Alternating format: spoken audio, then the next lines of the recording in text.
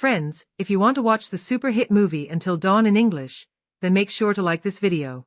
If you are visiting our channel for the first time, do not forget to subscribe so you can stay updated with our latest movie breakdowns, reviews, and behind-the-scenes insights.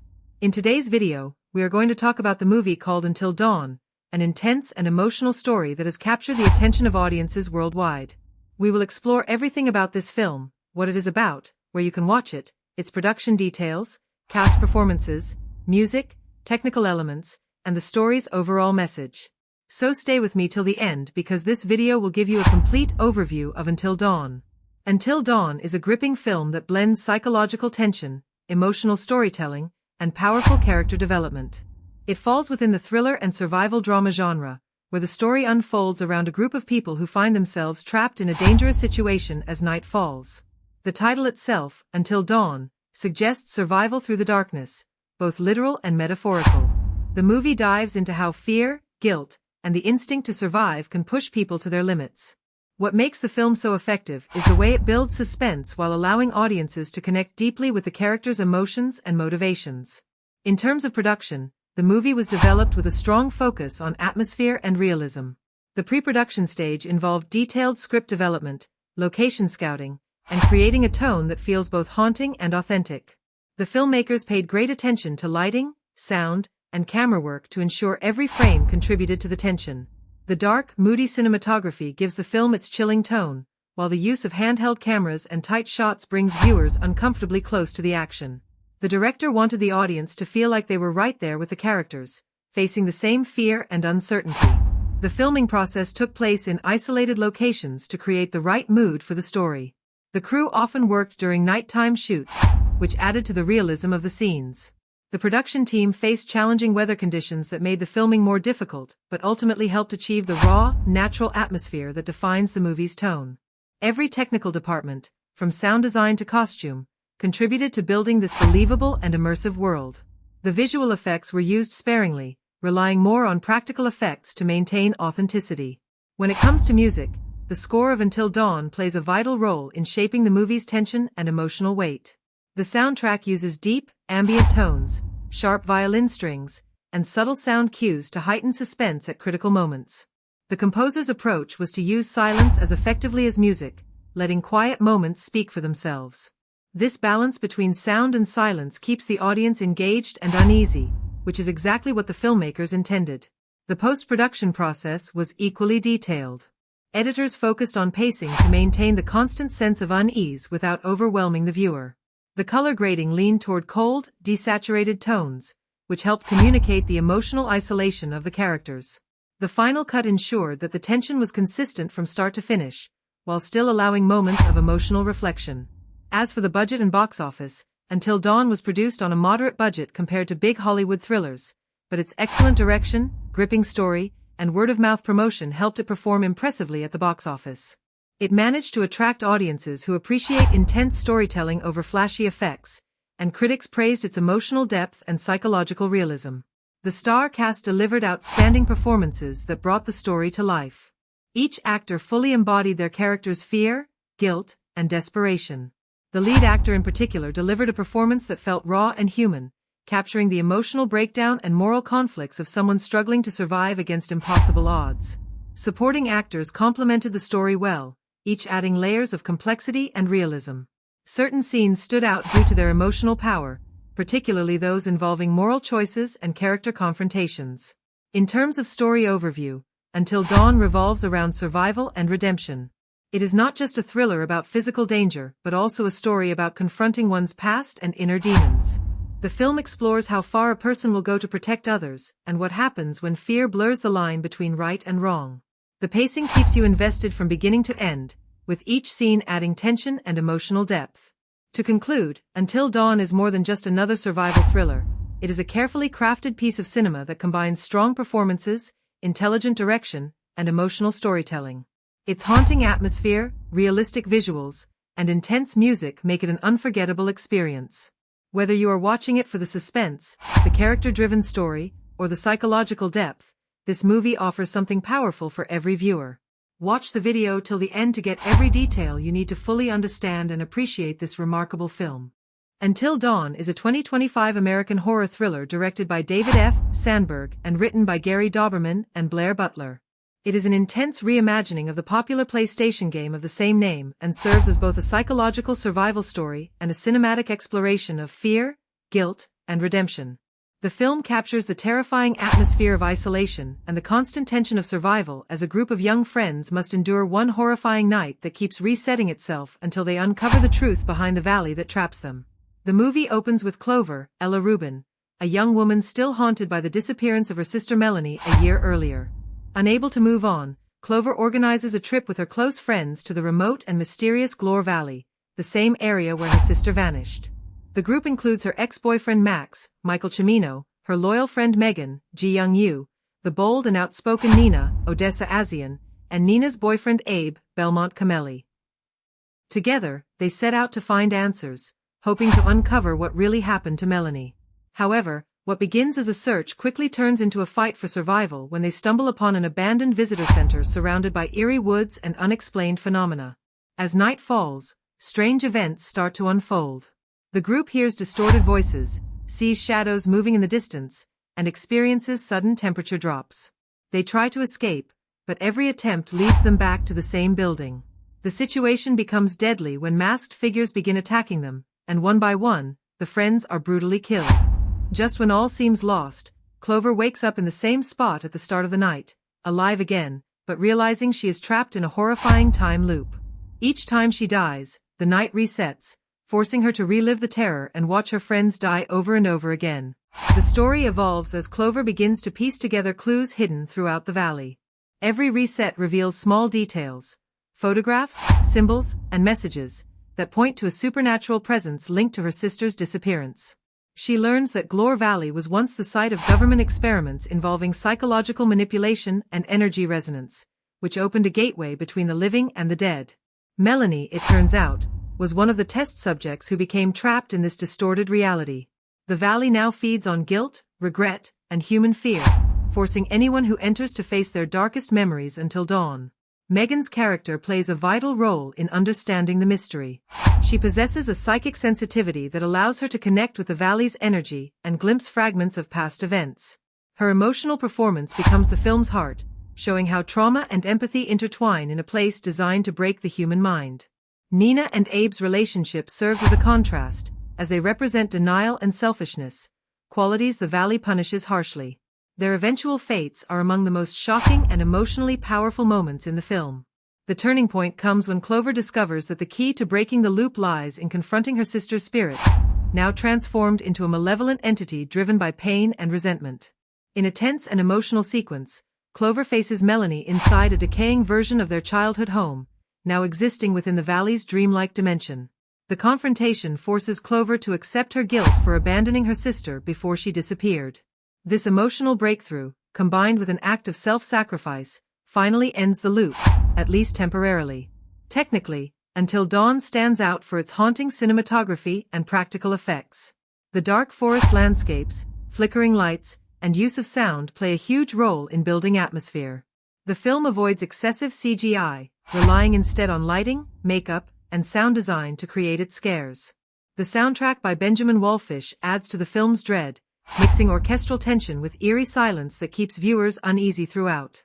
In post-production, the filmmakers paid special attention to the pacing and rhythm of the story.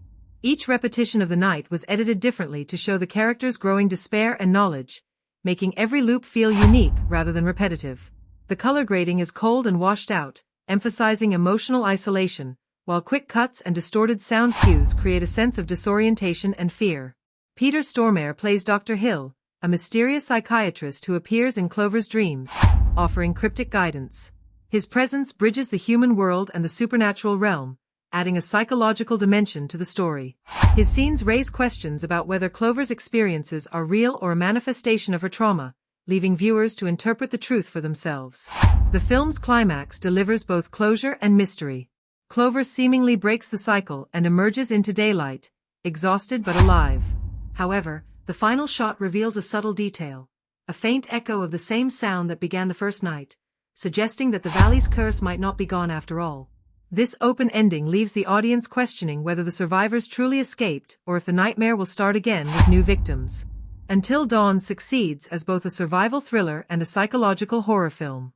It combines strong performances, a tight script, and an emotional core that elevates it beyond typical genre fare. The movie captures the feeling of helplessness and repetition familiar to fans of the game, while also offering a standalone narrative that newcomers can enjoy. With its haunting visuals, emotional storytelling, and layered mystery, Until Dawn stands as one of the most memorable horror releases of 2025, a chilling reminder that some nightmares never truly end, and some darkness can only be faced until dawn. Until Dawn begins with a striking visual of a mist-covered mountain valley, setting the tone for the isolation and dread that will define the rest of the story. The opening image immediately pulls us into the world of the film, a place where time, memory, and reality blur into something dark and unsettling. The camera pans slowly toward a lonely road leading to Glore Valley, where a single car drives through thick fog. Inside are Clover, her ex-boyfriend Max, and their friends Nina, Megan, and Abe. Their conversation is casual at first, but Clover's quiet demeanor and hesitant expressions reveal she's carrying emotional baggage tied to her missing sister Melanie. The setup establishes both the characters' dynamics and the emotional core of the story. Guilt, unresolved trauma, and the desperate search for answers. The inciting incident occurs when the group reaches the abandoned visitor center in Glore Valley. What should have been a brief stop to rest turns into a nightmare when they find strange carvings, a wall of missing person posters, and a familiar face among them, Melanie. This discovery shakes Clover and instantly changes the tone of the trip from an adventure to a psychological investigation. The first supernatural hint appears when Megan hears whispers calling her name from outside. The group decides to stay the night after their car mysteriously stops working, which sets the stage for the horror that follows. The rising action begins as the group explores the valley, searching for signs of life or any clues about what happened to Melanie. The tension builds gradually, not through jump scares but through eerie details. The same clock striking midnight over and over, distorted reflections in mirrors, and unseen figures moving in the fog. Each character starts to experience hallucinations tied to their personal fears. For Clover, it's visions of her sister. For Max, it's reliving a car accident he caused years ago. For Nina, it's the sound of her mother's screams. These personal hauntings show how the valley feeds on psychological pain. The first major turning point comes when Abe is killed by a masked figure, only for Clover to wake up at the start of the night again. The group is alive, unaware of what happened, but Clover remembers everything. This moment transforms the film from a survival horror into a time loop mystery. The repetition of the night introduces a narrative structure that blends linear and cyclical storytelling. Each loop reveals new pieces of information about the valley and its connection to Melanie. Clover's awareness grows with each reset, but her attempts to warn the others always end in chaos and disbelief. The pacing quickens as she becomes more desperate to break free. At the midpoint, Clover discovers a hidden underground lab beneath the visitor center. Here she finds evidence of experiments conducted on human subjects to manipulate time perception and consciousness. Old footage reveals Melanie as one of the subjects, screaming as the experiment goes wrong and the dimension collapses in on itself. This revelation not only deepens the plot but reframes the horror as something both supernatural and scientific. The audience now understands that the valley is a rift in time created by human interference. The emotional peak occurs when Clover confronts Melanie for the first time within a distorted dream sequence. Melanie appears both alive and monstrous, accusing Clover of abandoning her. This confrontation exposes the guilt that has driven Clover's every action. The scene is shot with flickering lights and shifting walls, symbolizing the collapse of both time and sanity. Clover promises to stay with her sister until dawn, even if it means dying with her, which triggers another reset, but this time, Clover awakens with new knowledge about how to end the cycle. The final act raises the stakes as Clover and Megan team up to perform a ritual using symbols found in the lab's notes. The group faces off against the masked figures, revealed to be distorted versions of themselves, manifestations of their worst traits, created by the valley. In a tense and emotional sequence, Max sacrifices himself to save Clover, allowing her and Megan to complete the ritual. As the clock nears dawn, Clover faces Melanie one last time, now understanding that breaking the loop requires her to let go emotionally rather than physically fight back.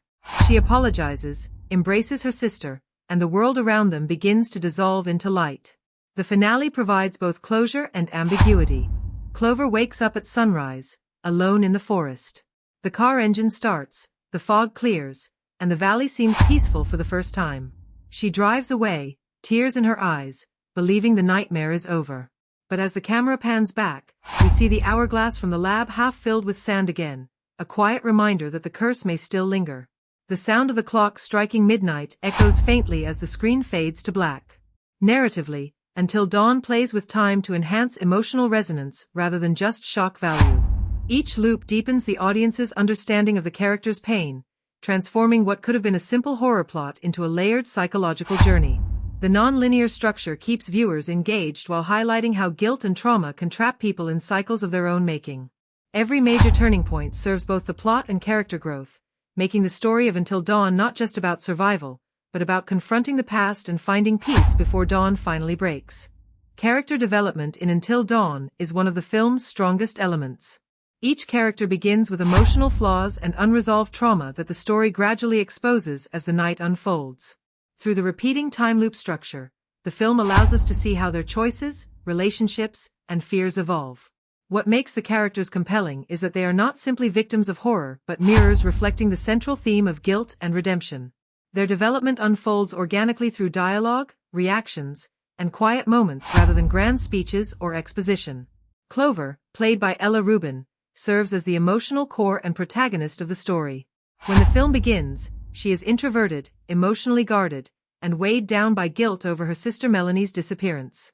Her goal is simple on the surface, to uncover the truth and find closure, but her deeper motivation is forgiveness, both for herself and her sister.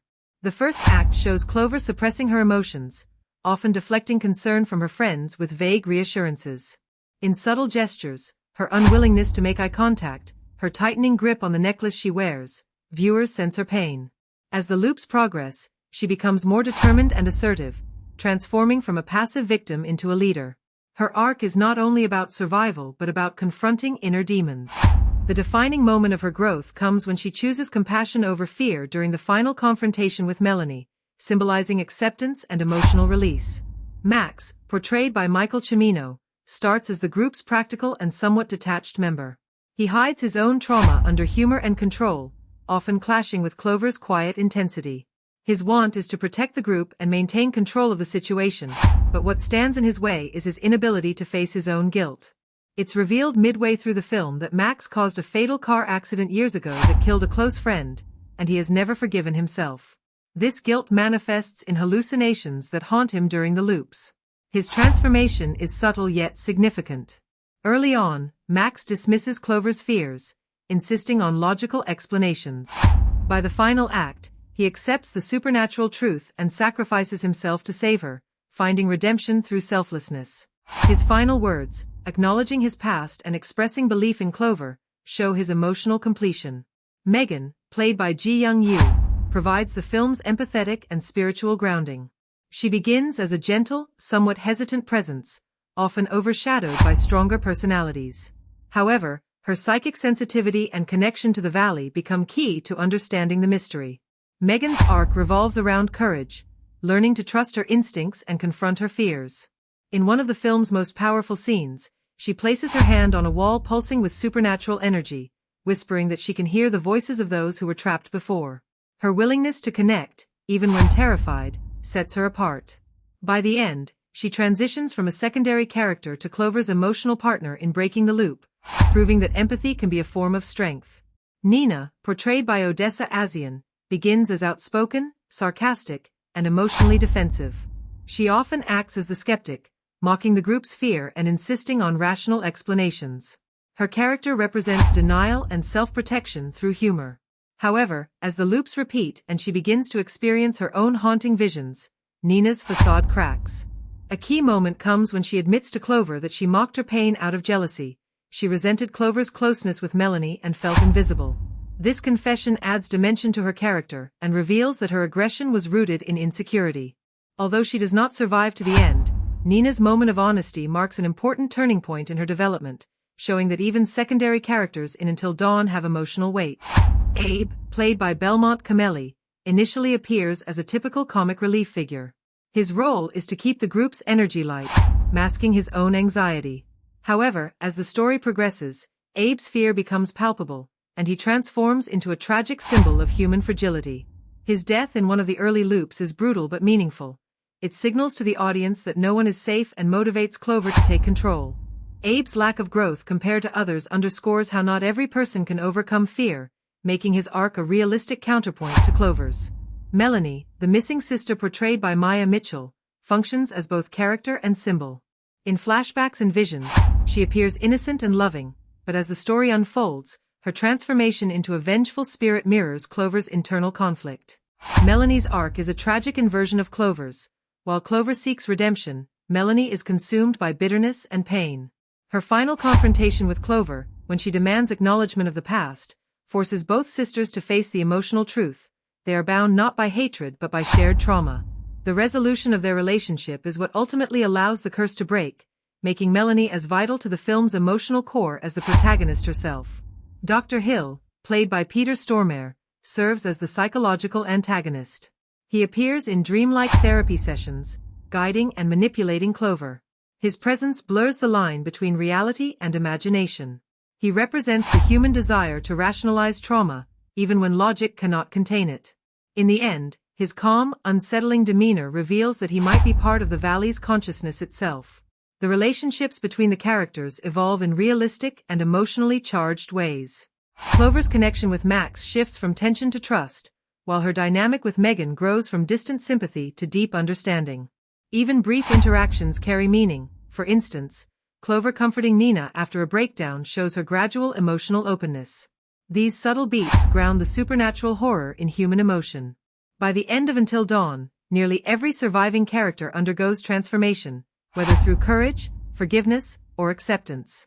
Clover's emotional rebirth serves as the film's anchor, proving that true survival isn't just about escaping physical danger but confronting what lives within. The characters' journeys intertwine to form a layered exploration of fear, guilt, and redemption, showing that sometimes, the hardest battle is the one fought against ourselves. The performances in Until Dawn elevate the film beyond its familiar horror framework. Each actor brings emotional truth and specificity to their role, grounding the supernatural events in believable human reactions. The movie's tension depends as much on its cast's ability to communicate fear, guilt, and resilience as it does on sound or visuals. Every major character gets a chance to shine, but a few stand out for the depth and control they bring to their performances. Ella Rubin anchors the film as Clover, delivering a layered and vulnerable performance that carries the emotional weight of the story. Her portrayal of grief is understated but deeply affecting, built through small physical details rather than dramatic outbursts. She has a quiet, haunted energy in the opening scenes, her eyes often fixed on the distance, her shoulders slightly hunched, as if she's carrying an invisible burden. As the film progresses and Clover relives the same night over and over, Rubin subtly shifts her body language and tone to show growing determination and fatigue.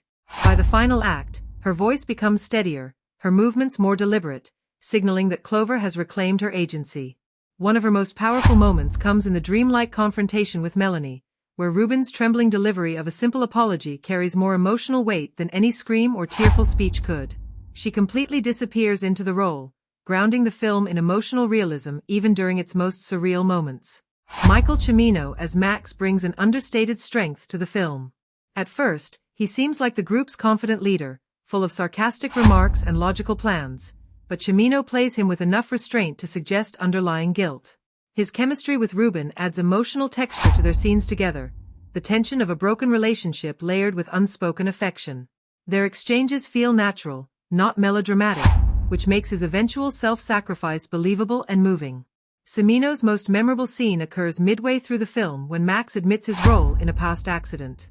His delivery is quiet and direct, his eyes barely holding back tears, turning a moment of confession into one of redemption. It's the kind of subtle performance that lingers long after the scene ends. Ji Young-yu as Megan delivers one of the film's most emotionally resonant performances. Megan begins as a quiet, almost background presence, but Yu gradually reveals her as the film's moral compass. Her controlled use of stillness and soft speech creates a sense of calm amid chaos. Yu's vocal tone, measured, deliberate, and filled with empathy, makes every line feel intimate, even in scenes of terror. Her standout moment arrives when she touches the wall of the underground lab and whispers that she can hear trapped souls. Her trembling hands and voice convey both horror and compassion, giving the supernatural moment a human dimension. Yu's performance transforms Megan from a supporting role into a character who embodies the film's emotional heart. Odessa Asian as Nina provides the film's unpredictable spark.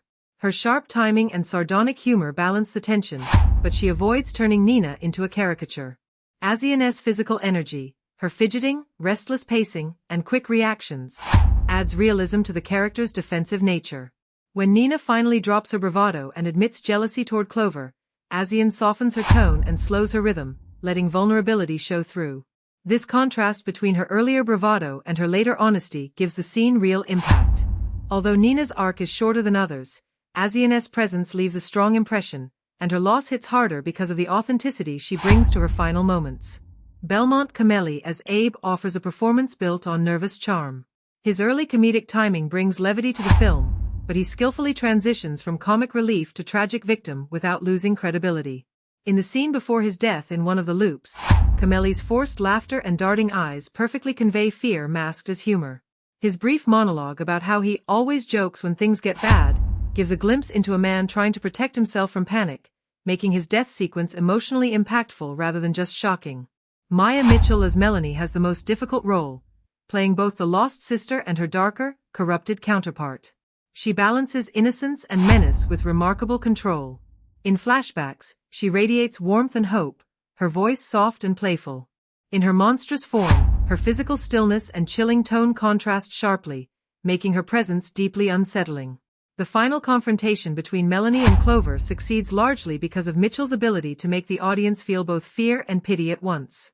Her portrayal ensures that Melanie remains more than a villain, she is a tragic reminder of love turned to rage. Peter Stormare as Dr. Hill adds an eerie, psychological layer to the film. Known for his eccentric and unpredictable performances, Stormare brings restrained menace here. His calm, deliberate speech patterns and piercing gaze make every line sound loaded with meaning. In his therapy scenes, he manipulates tone and pacing so effectively that the audience, like Clover, is unsure whether he is a guide or an antagonist. His quiet delivery of the line "truth is a loop we choose to stay inside" becomes one of the film's most memorable moments. Among the supporting cast, smaller roles also shine. A local sheriff briefly appears in one loop, played with subtle dread by Charles Parnell, grounding the supernatural events in something real. A brief cameo by Lynn Shay as an elderly woman warning the group about the valley adds gravitas and nostalgia, echoing classic horror archetypes. Even these limited roles feel purposeful and textured.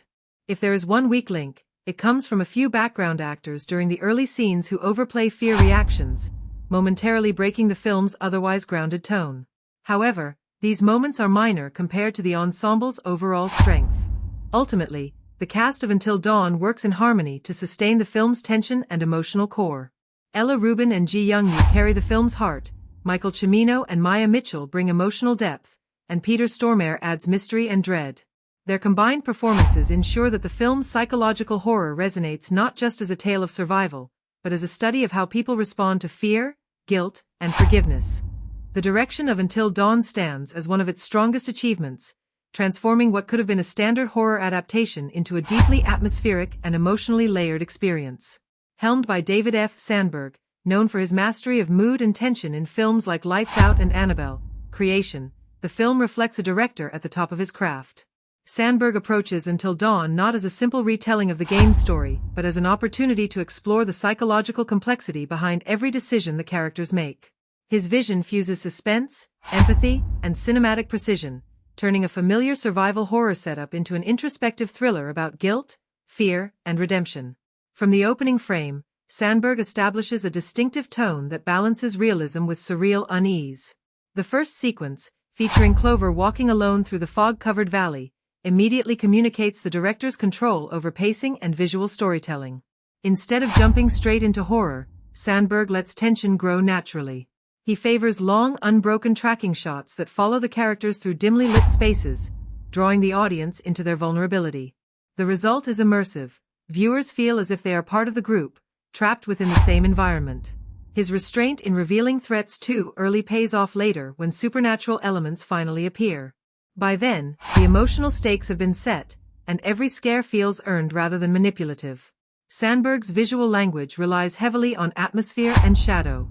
Cinematographer Maxime Alexander works closely with him to create a consistent palette of deep blues, muted grays, and candlelit golds, each color tied to emotional states. Sandberg's preference for low lighting and subtle camera movement enhances the sense of isolation.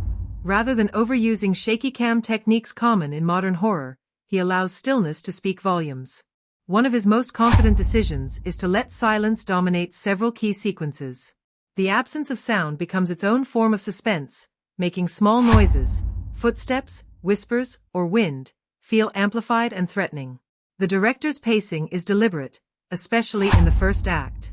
Some viewers might initially find it slow, but this choice is strategic. Sandberg builds psychological tension through character interactions before unleashing the film's more intense set pieces. His use of parallel editing between different timeline loops reflects his understanding of rhythm and narrative flow. Each cut between the group's different experiences in the same environment deepens the sense of déjà vu. Sandberg ensures that repetition never feels redundant. Instead, it reinforces the central theme of characters trapped not only by time but by their unresolved emotions. In terms of actor direction, Sandberg shows remarkable sensitivity. He understands how to pull restrained performances from his cast while still letting them express raw emotion when needed. With Ella Rubin, he encourages quiet introspection over overt fear, resulting in a protagonist who feels human rather than archetypal. His sessions with Rubin reportedly involved improvisation exercises designed to capture authentic reactions. For Michael Cimino and Ji Young-yu, he focused on maintaining realism in dialogue, allowing pauses and overlaps that mimic genuine conversation. This decision gives group scenes a natural rhythm, avoiding the artificiality that often plagues ensemble horror films. Stylistically, Sandberg blends practical effects with minimal digital enhancement. His preference for in-camera effects adds tangible texture to the horror. The wendigo-like entity, glimpsed only briefly through distorted reflections or flickering lights, feels both grounded and terrifying precisely because it is never fully revealed. Sandberg knows that the human imagination is often scarier than explicit imagery. When digital effects do appear, mainly during time loop transitions, they serve the story rather than overshadow it. His restraint ensures visual coherence across the film's more surreal sequences. Another hallmark of Sandberg's direction is his spatial awareness. The mountain lodge and its surrounding wilderness become characters in themselves, thanks to his use of geography and framing. Long, symmetrical hallway shots evoke a sense of claustrophobia, while wide overhead drone shots of the forest convey insignificance and dread. Sandberg uses visual contrasts to emphasize emotional beats: confinement versus freedom, light versus darkness, memory versus reality. Each location feels alive, shaped by the character's actions within it. His handling of tension and release follows a classical structure. Instead of constant jump scares, he builds anticipation through emotional investment. When a scare finally arrives, it feels cathartic because it disrupts a carefully built equilibrium. One standout example is the storm sequence near the film's midpoint. The scene begins with near silence, punctuated only by wind, then escalates with sound design and camera movement until the chaos feels overwhelming. Yet even at its peak intensity, Sandberg maintains visual clarity, allowing viewers to track every movement. The director's thematic control is equally impressive. He treats horror as a vessel for exploring trauma rather than merely generating fear. His direction emphasizes repetition and consequence. Each decision the characters make echoes across timelines. Sandberg layers visual metaphors throughout, from mirrors symbolizing self-confrontation to recurring motifs of broken clocks and frozen water, representing emotional paralysis. His visual storytelling aligns with the screenplay's psychological core, ensuring that the film's message about confronting guilt resonates long after the final scene. There are moments where his precision borders on over-calculated. Some critics may find the third act slightly too polished, particularly during its emotional climax, which could have benefited from more raw spontaneity. A few sequences linger longer than necessary, slightly disrupting the film's rhythm. Yet even these minor missteps reflect Sandberg's ambition to merge artistry with mainstream appeal. By the time the film reaches its conclusion, Sandberg's direction has shaped Until Dawn into something distinct within the horror landscape, a film that respects its source material while standing entirely on its own. His command of mood, structure, and emotion transforms what could have been a conventional adaptation into a work of cinematic craft and psychological depth. Every directorial decision, from framing to performance tone, serves a unified purpose, guiding the audience through a journey that is as emotionally resonant as it is terrifying. The cinematography of Until Dawn is one of its defining elements. turning the film from a conventional horror experience into a haunting visual journey that captures both external terror and internal emotion. Cinematographer Maxime Alexander, a frequent collaborator of David F. Sandberg, approaches the film with a painter's eye for atmosphere and a storyteller's instinct for clarity. Every frame serves a purpose, either deepening character psychology or reinforcing the film's themes of guilt, memory, and entrapment.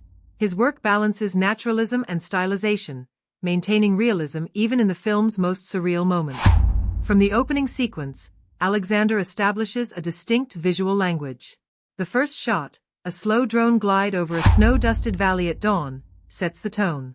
The image is breathtaking yet oppressive, with the rising sun casting long shadows that stretch across the landscape. The framing immediately communicates isolation and foreboding. When the camera moves closer to Clover walking alone through the mist, the transition from wide to tight framing subtly mirrors the film's psychological focus.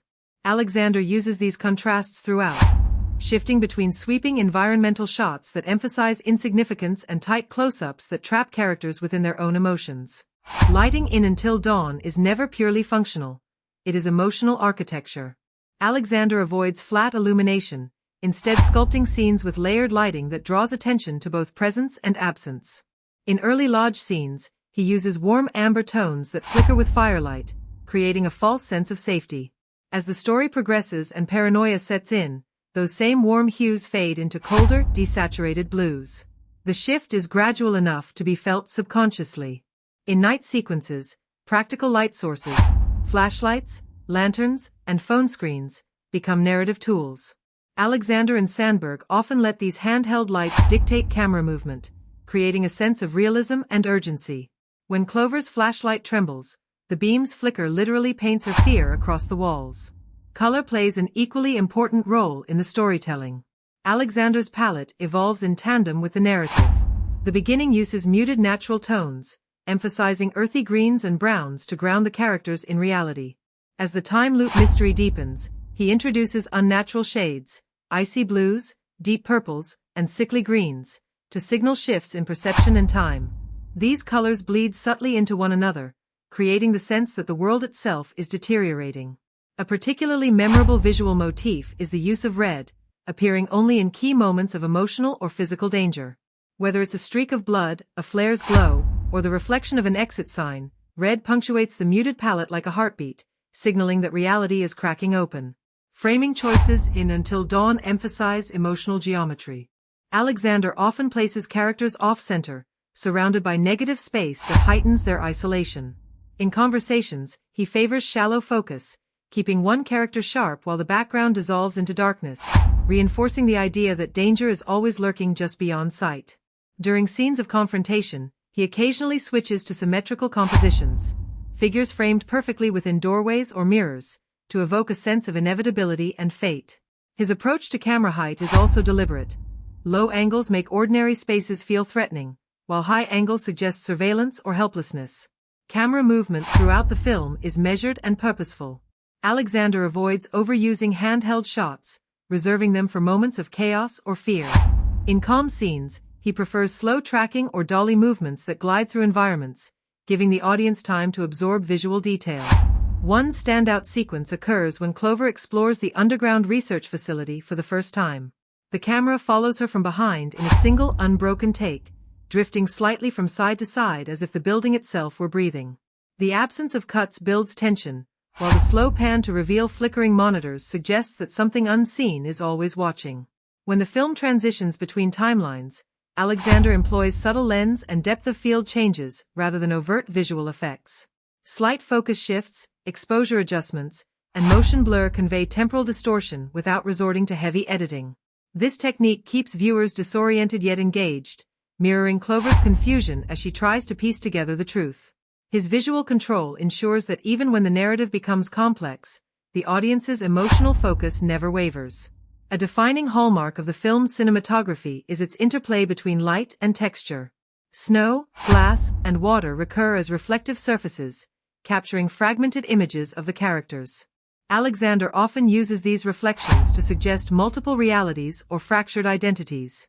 In one unforgettable shot, Clover's face is reflected in a frozen windowpane, her features distorted by cracks in the ice. The image encapsulates the film's theme, truth seen but never fully grasped. The film's use of contrast between interiors and exteriors adds another layer of visual storytelling. Indoor scenes are cramped and shadow-filled, lit by inconsistent practicals that make the environment feel unstable. Outdoor scenes, by contrast, are often vast but blindingly overexposed, creating the sense that escape offers no real clarity. The cinematography thus visualizes the paradox at the story's core. Confinement inside the lodge mirrors confinement within the self. One of the most visually striking moments occurs near the climax, when Clover stands alone in a collapsing timeline. Alexander frames her in a medium shot against a background of pulsating light that flickers between day and night. The exposure changes in rhythm with her breathing, blending performance and cinematography into one synchronized emotional beat. It's a moment that demonstrates how the camera doesn't just record events, it feels them. Despite the film's heavy reliance on mood, Alexander ensures that every visual choice supports narrative clarity. The viewer always knows where they are and what emotional state the scene intends to evoke. This discipline prevents the film from becoming self-indulgent or visually overwhelming. In essence, the cinematography of Until Dawn is not decorative, it is essential to the film's identity. Maxime Alexander's camera serves as both witness and participant, revealing the fragile balance between fear and hope. His controlled use of light, framing, and movement transforms simple locations into emotional landscapes. When the credits roll, what lingers is not just the memory of the story but the haunting images that told it. The flicker of a flashlight in darkness, the reflection of a tear in broken glass, and the vast, indifferent mountains that frame human desperation. The editing and pacing of Until Dawn are crucial to its effectiveness as both a psychological thriller and an emotional horror experience. Edited by Kirk Morey, whose past work on Aquaman and The Conjuring films showcases his balance between spectacle and subtlety, the film's editing approach combines precision, rhythm, and restraint. Morey and director David F. Sandberg craft an experience where time itself becomes a character, shifting, looping, and distorting, while the pacing ensures that tension builds steadily rather than relying on cheap shocks. The editing rhythm evolves across the film's acts, mirroring the character's descent from uncertainty to chaos and finally to understanding. The first act of Until Dawn unfolds deliberately. Morey allows scenes to breathe, holding shots a second or two longer than typical horror pacing would allow.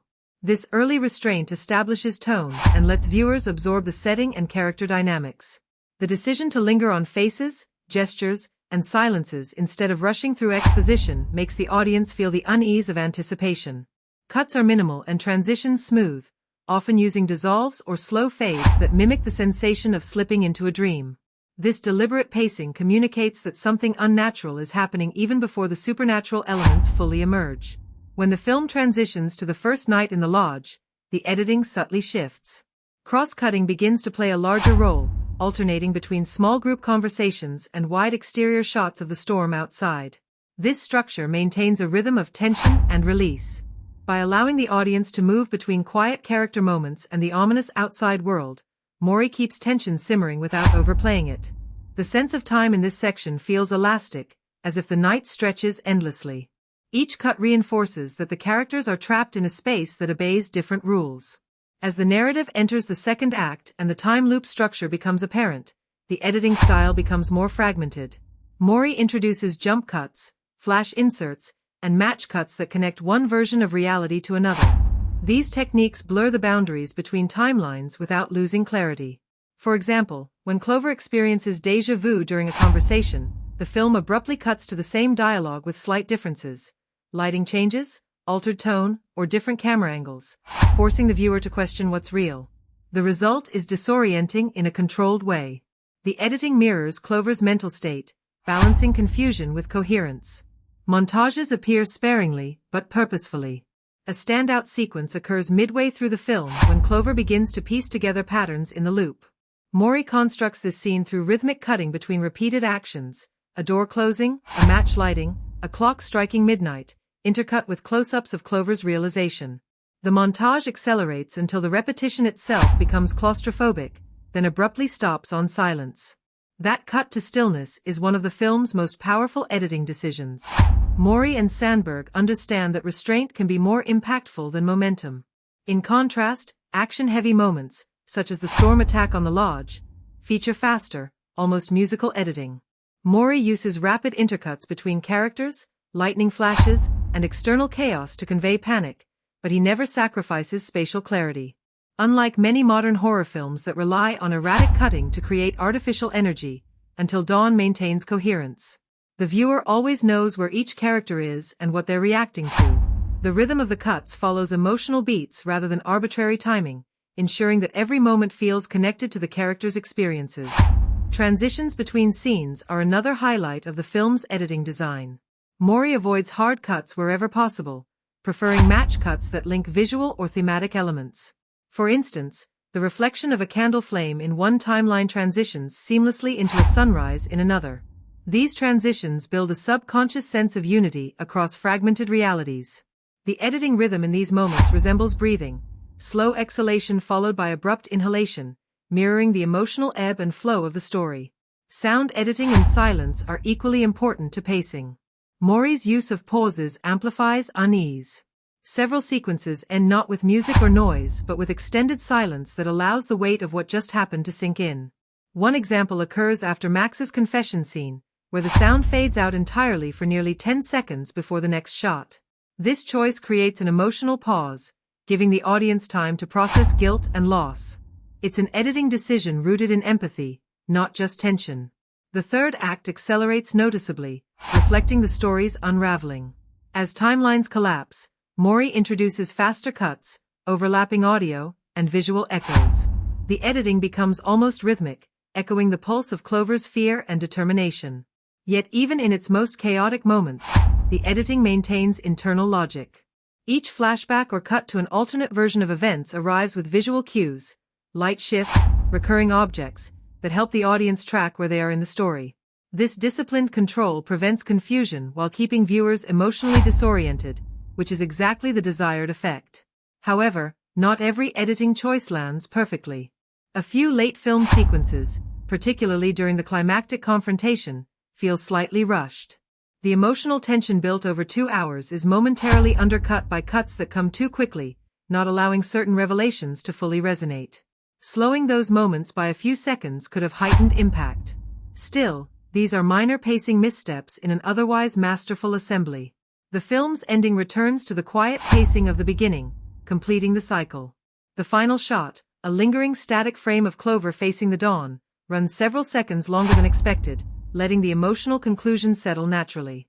This reflective pacing underscores the film's theme of repetition and release. Overall, the editing in Until Dawn is not merely technical, it's psychological. Kirk Mori's control over rhythm, structure, and silence shapes how audiences experience fear and empathy simultaneously. His ability to modulate tension through timing makes the film's pacing dynamic without feeling mechanical. The editing doesn't draw attention to itself but instead guides emotion with invisible precision. By the end, viewers don't just remember what they saw, they remember how it felt to experience time bending, stretching, and looping around them. That emotional manipulation of time is the hallmark of great editing, and Until Dawn achieves it with remarkable control. The soundtrack and score of Until Dawn play an essential role in shaping the film's atmosphere, emotion, and identity.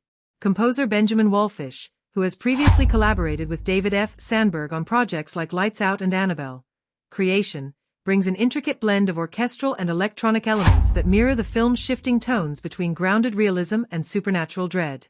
His approach here is less about constant presence and more about intelligent restraint, knowing when to fill the space with sound and when to let silence amplify the tension. The result is a sonic landscape that feels alive, evolving alongside the characters and their psychological descent. From the very first frame, the music announces itself not as background but as emotional architecture. The film opens with a low, trembling drone mixed with faint, distorted echoes, almost like the sound of something trapped beneath ice. This minimalist opening motif, built around a descending 5-note pattern, becomes the film's signature. Wallfisch threads this theme throughout, sometimes on piano, sometimes as a ghostly hum or distant strings. Each time it returns, it signals not just fear but recognition, Clover's slow realization that she has been here before. The recurrence of this motif helps tie the looping structure of the narrative together, giving the audience an auditory clue that time itself is repeating. In early lodge scenes, the score remains subdued, using sparse instrumentation to match the illusion of calm. Soft ambient textures hum beneath dialogue, punctuated by subtle percussive hits that foreshadow danger. Wallfisch uses space as rhythm, pausing just long enough between notes to make the viewer lean forward. When the storm begins, he gradually layers dissonant strings and metallic reverb, allowing the music to swell with the wind. The soundscape becomes almost tactile, as if the environment itself is reacting emotionally. It's a textbook example of how music can manipulate tension without resorting to sudden volume shifts or clichés. As the film progresses, the score mirrors Clover's internal arc. In the first-time loop, the music is hesitant and fragmented, composed of isolated notes that never resolve. In later loops, as Clover gains awareness, the score begins to find structure. The same five-note theme reappears now anchored by a steady pulse, reflecting her growing control. Wallfish's choice to use musical development as a reflection of character growth is one of the score's most inspired elements. By the film's final act, the motif is played on full orchestra and choir, transforming what began as a sound of fear into one of release. The film also incorporates moments of silence as deliberate musical choices. Sandberg and Wallfish understand that absence of sound can be as expressive as melody. In key scenes, particularly the discovery of the underground facility and the moment before Max's confession, the score cuts out completely, leaving only ambient room tone. The silence creates discomfort but also invites intimacy. It allows performances to breathe and gives the audience a sense of realism within a supernatural setting. These moments highlight the score's discipline. It never competes for attention when emotion alone is powerful enough. Licensed music is used sparingly but effectively. A key example occurs during the character's first night of celebration in the lodge, when Nina plays an old record, an ethereal 1960s folk song that briefly lightens the mood. The song's nostalgic warmth contrasts with the creeping dread, foreshadowing that comfort will soon collapse.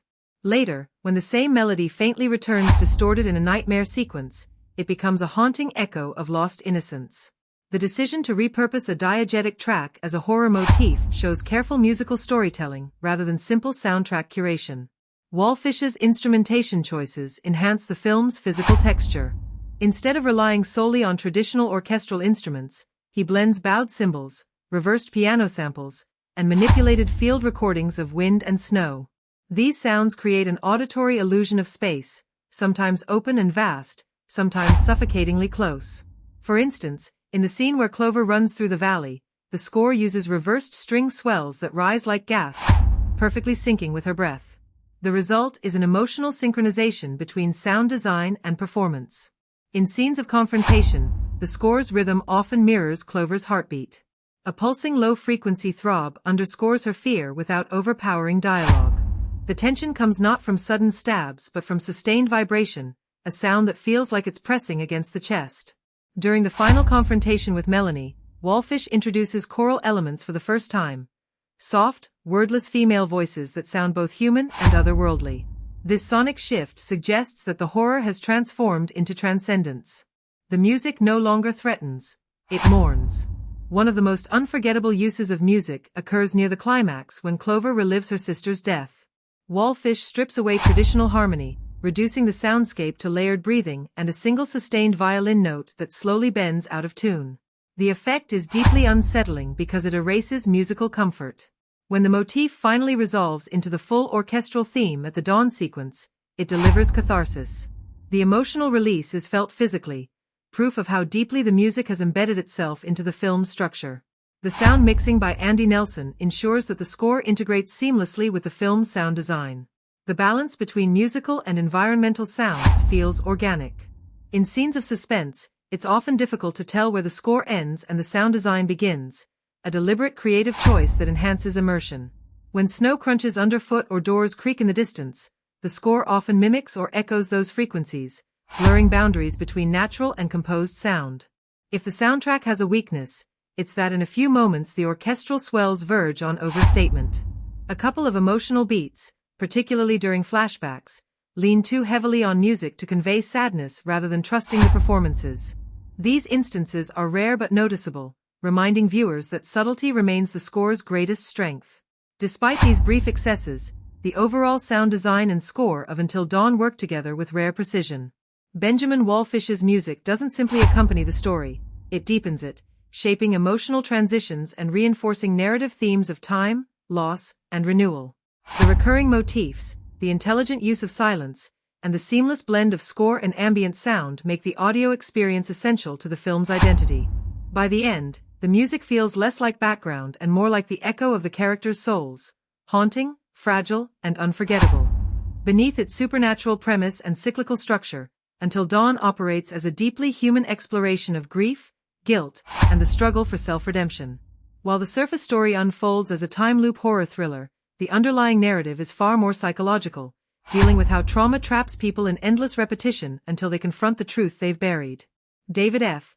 Sandberg constructs the film as both a literal and metaphorical cycle, an emotional purgatory where the past must be faced head-on before dawn can truly arrive. Thematically, the movie examines how loss shapes identity, how guilt mutates into self-punishment, and how forgiveness, whether of oneself or others, is the only real form of escape. At its core, Until Dawn is about the paralysis of grief. Clover's time loop is not just a supernatural phenomenon but an expression of unresolved mourning. Every loop represents her inability to move on from her sister's death and the buried truth surrounding it. Instead of progressing through time, she keeps circling the same emotional terrain. This repetition becomes the film's central metaphor, grief as an endless return to the moment of loss. The movie doesn't portray this through exposition but through visual and structural cues. Clover waking up to the same snowstorm, the same creaking hallway, the same haunting whispers. Each repetition feels heavier, as though the past itself is weighing her down. Another major theme is the confrontation between reality and guilt-induced illusion. Until Dawn questions how much of what we experience in trauma is real, and how much is psychological projection. The isolated mountain lodge, the flickering lights, and the mysterious apparitions all mirror Clover's fractured state of mind. In one particularly striking sequence, she sees her reflection split into multiple images in a cracked mirror, a literal depiction of her fragmented identity. Sandberg uses horror imagery not merely for scares but to visualize internal conflict. By externalizing guilt into tangible horror, the film blurs the boundary between inner and outer worlds. Redemption plays a crucial role as the emotional anchor of the story. Clover's journey isn't about defeating an external monster but acknowledging her own failure and finding the courage to accept it. Throughout the loops, she is given multiple chances to act differently, to save someone, to confess, to confront, but she repeatedly hesitates. This hesitation reveals that her punishment is self-inflicted. The loop continues not because of a curse but because she refuses to forgive herself. Only when she faces her sister's ghost and admits the truth does the cycle begin to break. Redemption here is not granted by a higher power or supernatural intervention, but earned through self-awareness and emotional bravery. The film also wrestles with the theme of control versus surrender. Early on, Clover believes she can rationalize or outsmart the loop, treating it like a puzzle to solve. As the loops intensify, she learns that control is an illusion. The more she struggles to impose order, the more chaotic her surroundings become. This tension reflects a larger human fear, the fear of losing control over one's life and the events that define it. Sandberg frames this struggle in scenes where Clover tries to document the loop with her phone, only for the footage to erase itself every morning. Technology and reason fail her, leaving emotion and instinct as her only guides. By the film's conclusion, Clover stops trying to control the loop and instead embraces vulnerability. That surrender becomes her salvation. Love, too, operates as both a wound and a cure. Clover's bond with her sister is the emotional spine of the film. Their relationship, shown in fragmented flashbacks, is tender but complicated. Clover's guilt stems from love, the kind that transforms loss into unbearable pain. Yet it is also love that ultimately frees her. When she finally confronts her sister's spirit, the moment isn't one of horror but of recognition and acceptance. The recurring musical motif that accompanies this scene suggests that love, even when twisted by grief, remains the only force capable of breaking the cycle.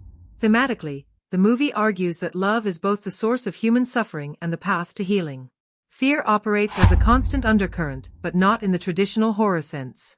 Instead of jump scares or monsters, Until Dawn explores existential fear, the terror of being trapped inside your own guilt. The time loop becomes a metaphor for the cyclical nature of fear itself. You can't escape it by running, you can only confront it by understanding it. Sandberg uses repetition to show how fear transforms over time, first as panic, then frustration, then acceptance. This evolution mirrors the stages of grief, reinforcing the idea that emotional growth requires endurance through discomfort. Power dynamics in the film are subtle but significant. Clover begins as powerless, a victim of circumstance, fear, and her own mistakes. But the loop forces her into empowerment through repetition. Each cycle gives her more knowledge, more agency, and more awareness. However, true power only comes when she stops trying to manipulate outcomes and instead chooses honesty. This shift from control to acceptance transforms her from a passive survivor into an active participant in her own story. Thematically, Until Dawn also critiques the human tendency to suppress truth. Several supporting characters symbolize aspects of denial. Max represents avoidance, while Nina embodies escapism through distraction. Their fates reinforce the message that denial is self-destructive. Only those who confront reality, no matter how painful, have a chance at emotional survival. By the end, Dawn itself becomes a symbol of clarity, the light that follows confrontation. It's not a happy ending in the traditional sense, but a moment of peace after long torment. The rising sun doesn't erase Clover's pain, it simply illuminates it, allowing her to live with it rather than against it. This nuance makes Until Dawn more than a horror film. It's a meditation on the cyclical nature of human suffering and the possibility of renewal. Ultimately, the movie's most powerful message is that healing doesn't come from erasing the past but from integrating it. The dawn in Until Dawn is not about escaping darkness but understanding it. Through Clover's journey, the film reminds us that every ending is also a beginning and that true freedom lies not in forgetting but in forgiving. The visual effects and CGI in Until Dawn are integral to its storytelling, designed not as spectacle for its own sake, but as an emotional and psychological extension of the film's central themes. Under the direction of David F. Sandberg, the film relies on a delicate balance between digital wizardry and practical realism, ensuring that each visual enhancement supports the narrative rather than overpowering it. The result is a visual landscape that feels grounded yet hauntingly surreal, merging the ordinary and the supernatural into a seamless visual experience. Every flicker of light, spectral distortion, and atmospheric manipulation is built to immerse the audience in Clover's internal world of guilt, fear, and self-discovery. The most striking aspect of the film's VFX is how invisible it often feels. Instead of calling attention to itself, it operates in the margins, shadows moving just slightly off cue, reflections that linger too long, or subtle warping of space that suggests time distortion. These are not large-scale CGI spectacles but restrained enhancements that evoke unease without over-explaining. Early in the film, as Clover begins to experience the first signs of the time loop, small inconsistencies in her environment, like a glass refilling itself or a candle reigniting after being blown out, signal that something unnatural is happening. These details are digitally created but rendered with photorealistic precision, making them almost imperceptible until the audience realizes reality itself is shifting.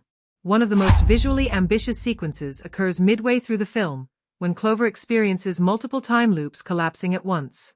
The scene uses a combination of motion capture, green screen compositing, and layered digital rendering to depict overlapping versions of Clover existing in the same frame.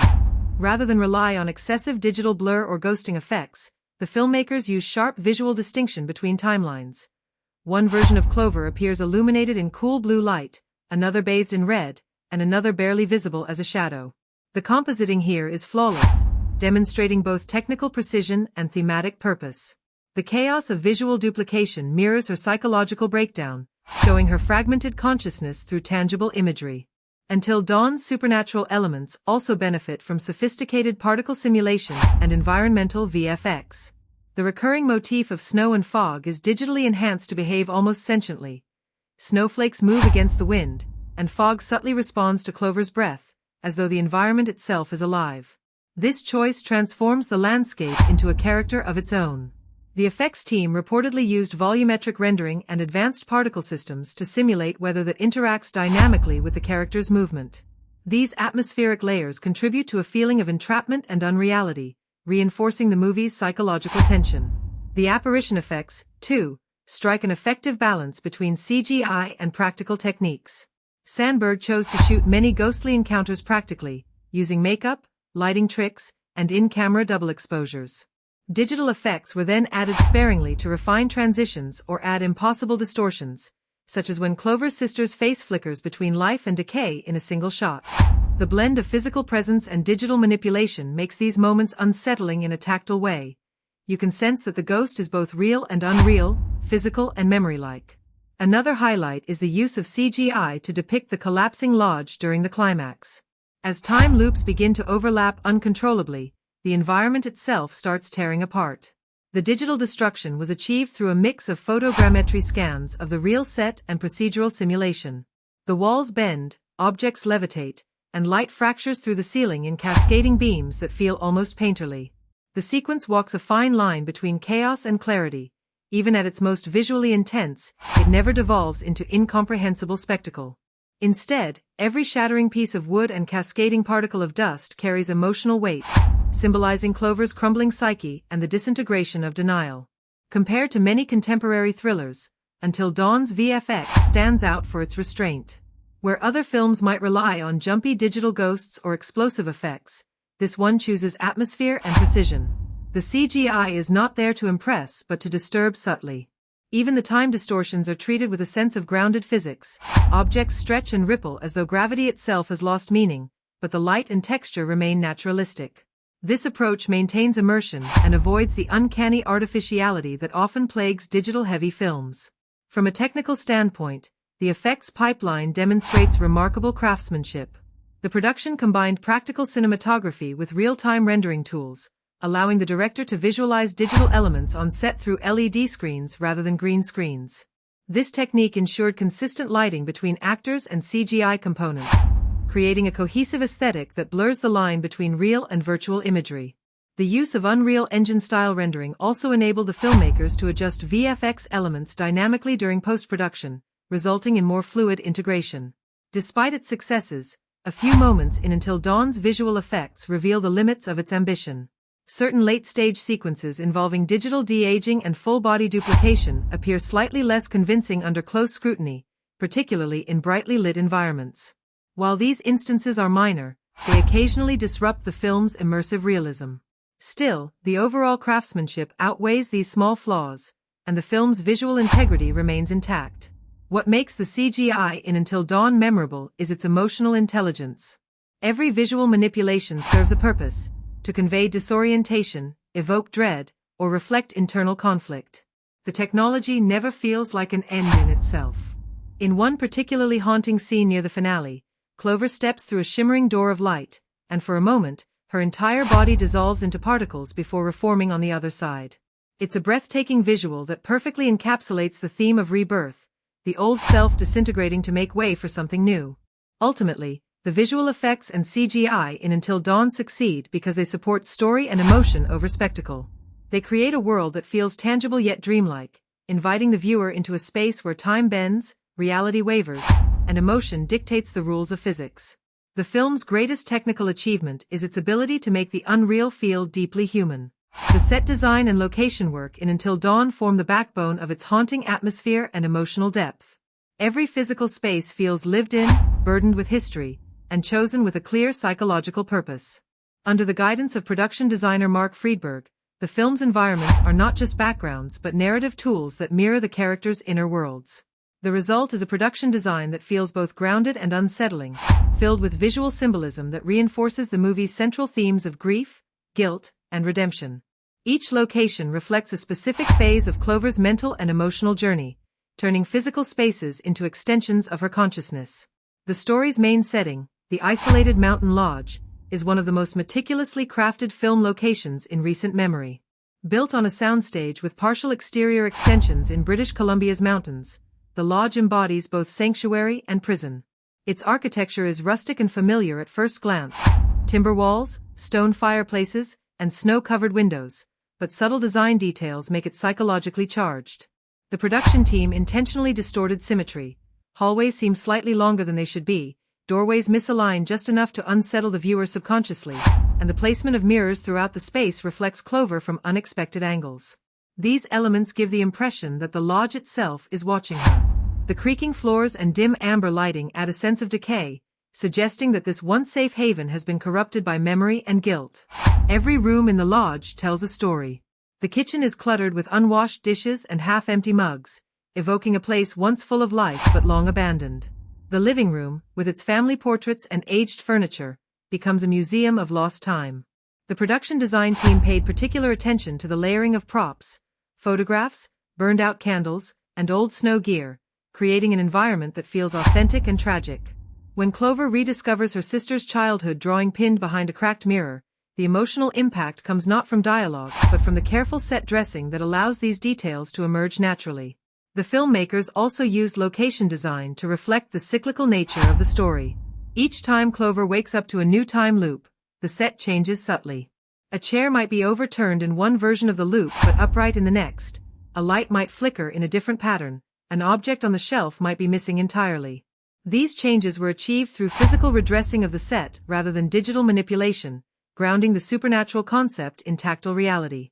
This meticulous attention to physical space gives the repetition real weight. Each loop feels tangible, not fabricated. Outside the lodge, the surrounding landscape plays an equally vital role in shaping the film's tone. The exteriors were shot in snow-covered mountain regions of British Columbia and the Pacific Northwest, where the vast emptiness of the frozen terrain mirrors Clover's emotional isolation. The choice of location is not just scenic but thematic. The mountains symbolize both endurance and entrapment.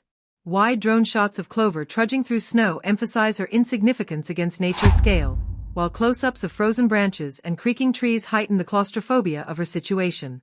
The blizzard sequences, enhanced with practical snow machines and subtle digital additions, create a sense of suffocation and disorientation. Nature itself becomes an antagonist, indifferent to human suffering. One of the standout achievements in production design is the basement set.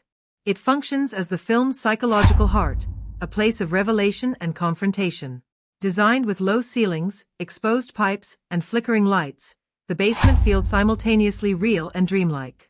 Layers of dust, decaying furniture, and scattered relics of the past suggest years of neglect. This space houses the story's most intense emotional scenes, where Clover's memories and fears manifest physically. Friedberg used earthy tones and uneven textures to give the basement a sense of being carved directly from the mountain, connecting the human-made structure to the natural world surrounding it. The film also employs contrasting environments to deepen its narrative. Flashbacks set in Clover's childhood home use warm, nostalgic lighting and symmetrical composition, creating a stark visual contrast with the cold, asymmetric lodge. The shift in color palette, from soft golds to harsh blues and grays, reinforces the passage from innocence to trauma. These visual oppositions between locations help the audience feel Clover's dislocation in time and emotion. Real-world locations were chosen carefully to maintain authenticity. A stretch of mountain highway used in an early car crash sequence was shot on location rather than recreated digitally, allowing for real reflections and textures that ground the film's visual realism. Similarly, an abandoned mining town used for brief exterior shots provides a haunting sense of history and decay, hinting that the land itself is scarred by forgotten tragedies. These physical environments lend a tactile sense of place that CGI could never fully replicate. The interior design also reveals subtle storytelling choices. Color psychology plays a crucial role throughout the film. The early scenes use muted earth tones, browns, grays, and faded reds, to evoke warmth tainted by melancholy. As Clover's descent into the loop intensifies, these tones give way to colder hues, icy blues and silvers, that reflect her growing alienation. The final scenes, set during the breaking of the loop, return to soft natural light and desaturated warmth, symbolizing emotional release. Every object, every hue, and every spatial relationship contributes to this transformation. What distinguishes the production design of Until Dawn is its use of imperfection. The lodge isn't pristine or theatrical, it's textured, worn, and layered with life. The scratches on the furniture, the dust motes floating in light beams, the stains on old wallpaper, all these small imperfections make the world feel inhabited and believable. They invite the viewer to explore the frame, discovering emotional meaning in physical detail. Ultimately, the set design and location work in Until Dawn create more than just an aesthetic atmosphere. They construct a psychological environment that traps both protagonist and audience. The spaces breathe, decay, and evolve with the story. Whether through the haunted intimacy of the lodge, the vast desolation of the mountains, or the suffocating claustrophobia of the basement, every design choice deepens the emotional texture of the film. The production design team's meticulous craftsmanship ensures that every wall, object, and shadow contributes to storytelling. In Until Dawn, the world itself becomes a silent witness to grief and the slow, painful journey toward redemption. The dialogue and script of Until Dawn stand as one of its strongest narrative foundations, balancing emotional authenticity with thematic subtlety. Written by Mike Flanagan, the screenplay walks a fine line between psychological realism and poetic introspection, creating a tone that feels both grounded and haunting. Every line of dialogue serves a purpose, whether to reveal character, deepen tension, or hint at the unseen forces shaping Clover's journey. The writing avoids the common trap of over-explanation, trusting the audience to infer meaning from pauses, silence, and unspoken tension. The film's language feels organic, yet every word is carefully chosen to echo the film's central motifs of guilt, grief, and rebirth. Flanagan's approach to dialogue emphasizes restraint. The characters rarely say exactly what they mean, instead circling around emotional truths that only become clear in retrospect. Early conversations between Clover and her sister Nina, for example, seem casual on the surface, filled with teasing and half-finished thoughts, but on repeat viewing, their exchanges reveal layers of buried resentment and affection. When Nina says, "You always wait for the morning to fix things," it's not just a sisterly jab but a foreshadowing of Clover's later struggle to break the endless night of the time loop. This kind of subtext-rich dialogue rewards attentive viewers, giving emotional weight to lines that might initially sound mundane. The film's first act establishes tone through quiet naturalism. Conversations are clipped, slightly awkward, filled with the rhythms of real speech rather than cinematic polish. Flanagan captures the way grief changes how people talk. Pauses stretch too long, sentences trail off, and apologies replace arguments. This creates a human vulnerability that grounds the supernatural elements that follow. Clover's dialogue, in particular, reflects her emotional disconnection. She tends to speak in short, practical sentences, as though avoiding anything that might expose her pain. Her linguistic minimalism makes her rare emotional outbursts later in the film hit harder. As the story progresses and the time loop intensifies, the script begins to play with repetition and variation. Dialogue loops mirror Clover's psychological disorientation. When she encounters the same lines of conversation over multiple loops, subtle changes in delivery or wording reveal her shifting perception. For example, a recurring line from her mother, "It's always darker before dawn," evolves from a comforting phrase to a haunting reminder of her cyclical torment. By using dialogue as a structural device, the screenplay turns repetition into character development, showing how Clover's relationship to words changes as she learns to confront her past. Flanagan also demonstrates a masterful command of silence. Some of the film's most powerful scenes are defined not by what is said but by what remains unspoken. The dinner table scene, where Clover sits across from a ghostly version of her sister, unfolds with minimal dialogue. The air is heavy with unfinished sentences and mutual recognition. Every small sound, the scrape of a fork, the creak of a chair, feels like part of the emotional dialogue. The silence between them communicates guilt and longing more effectively than any monologue could. This trust in nonverbal storytelling gives the film an emotional maturity rare in the horror genre. That said, the film does not completely abandon traditional dialogue-driven storytelling. Certain key moments use verbal exchange to articulate core themes. In a late confrontation, Clover tells her reflection, "You can't change what you refuse to see." The line crystallizes the film's central message about denial and accountability without feeling didactic. It's sharp and self-aware, but still emotionally grounded in the character's journey. Similarly, supporting characters like Max and Dr. Lawton are given dialogue that feels natural yet thematically functional. Max's cynical one-liners serve as both comic relief and reminders of the futility of running from truth. Dr. Lawton's cryptic comments on the nature of time push Clover, and the audience, to question what's real. The script also uses language to blur the line between dream and reality. Characters occasionally repeat phrases from earlier scenes in slightly altered contexts, making the audience question whether they are witnessing new events or echoes of past ones. This technique reinforces the looping narrative while maintaining dramatic engagement. Lines like, "You were supposed to stay asleep," or "We've already done this," gain new meaning depending on where they appear in the story, functioning as verbal anchors within the nonlinear timeline. Flanagan writing excels in weaving emotional subtext into mundane exchanges. When Clover tells her sister, "I can't remember the last time I wasn't tired," it operates on two levels, literal exhaustion and metaphorical despair. This layering of meaning allows viewers to connect emotionally even before the plot's supernatural mechanics are fully understood. Throughout the script, dialogue is never merely functional. It is thematic, psychological, and symbolic. The film's pacing benefits from this disciplined writing style. Because the dialogue avoids exposition dumps, tension builds naturally. The audience learns about backstory through emotional behavior rather than long speeches. Even when exposition is necessary, it's embedded within conflict or intimacy. A good example is a late-night conversation between Clover and Max, where he reveals fragments of the lodge's history. Instead of a straightforward info dump, the scene unfolds as a tense argument about belief and denial. The information surfaces organically through character friction, keeping the narrative momentum intact.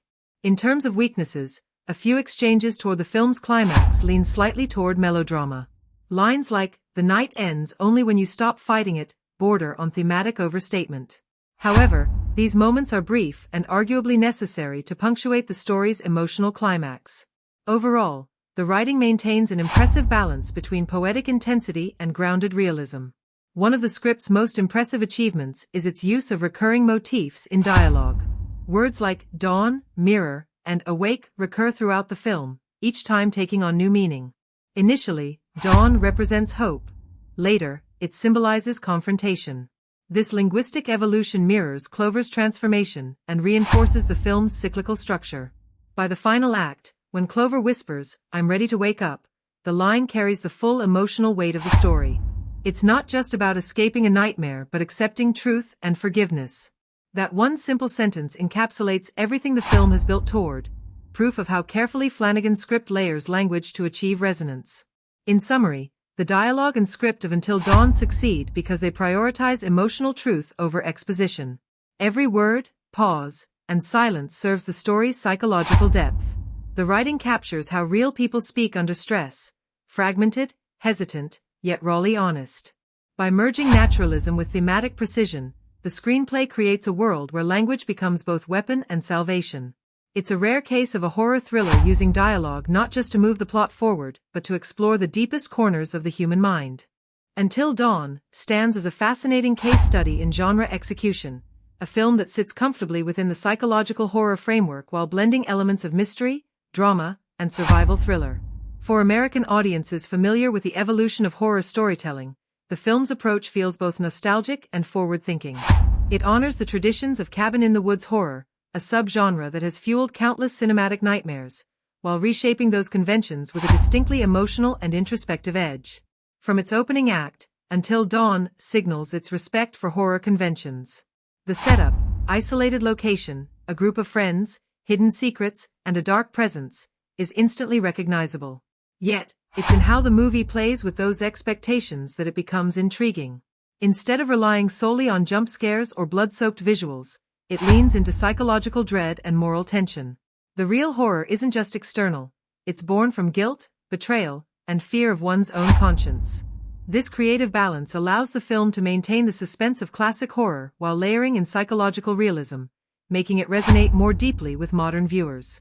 For fans of traditional horror, the movie provides all the necessary ingredients: eerie soundscapes, sudden silences, and carefully built tension.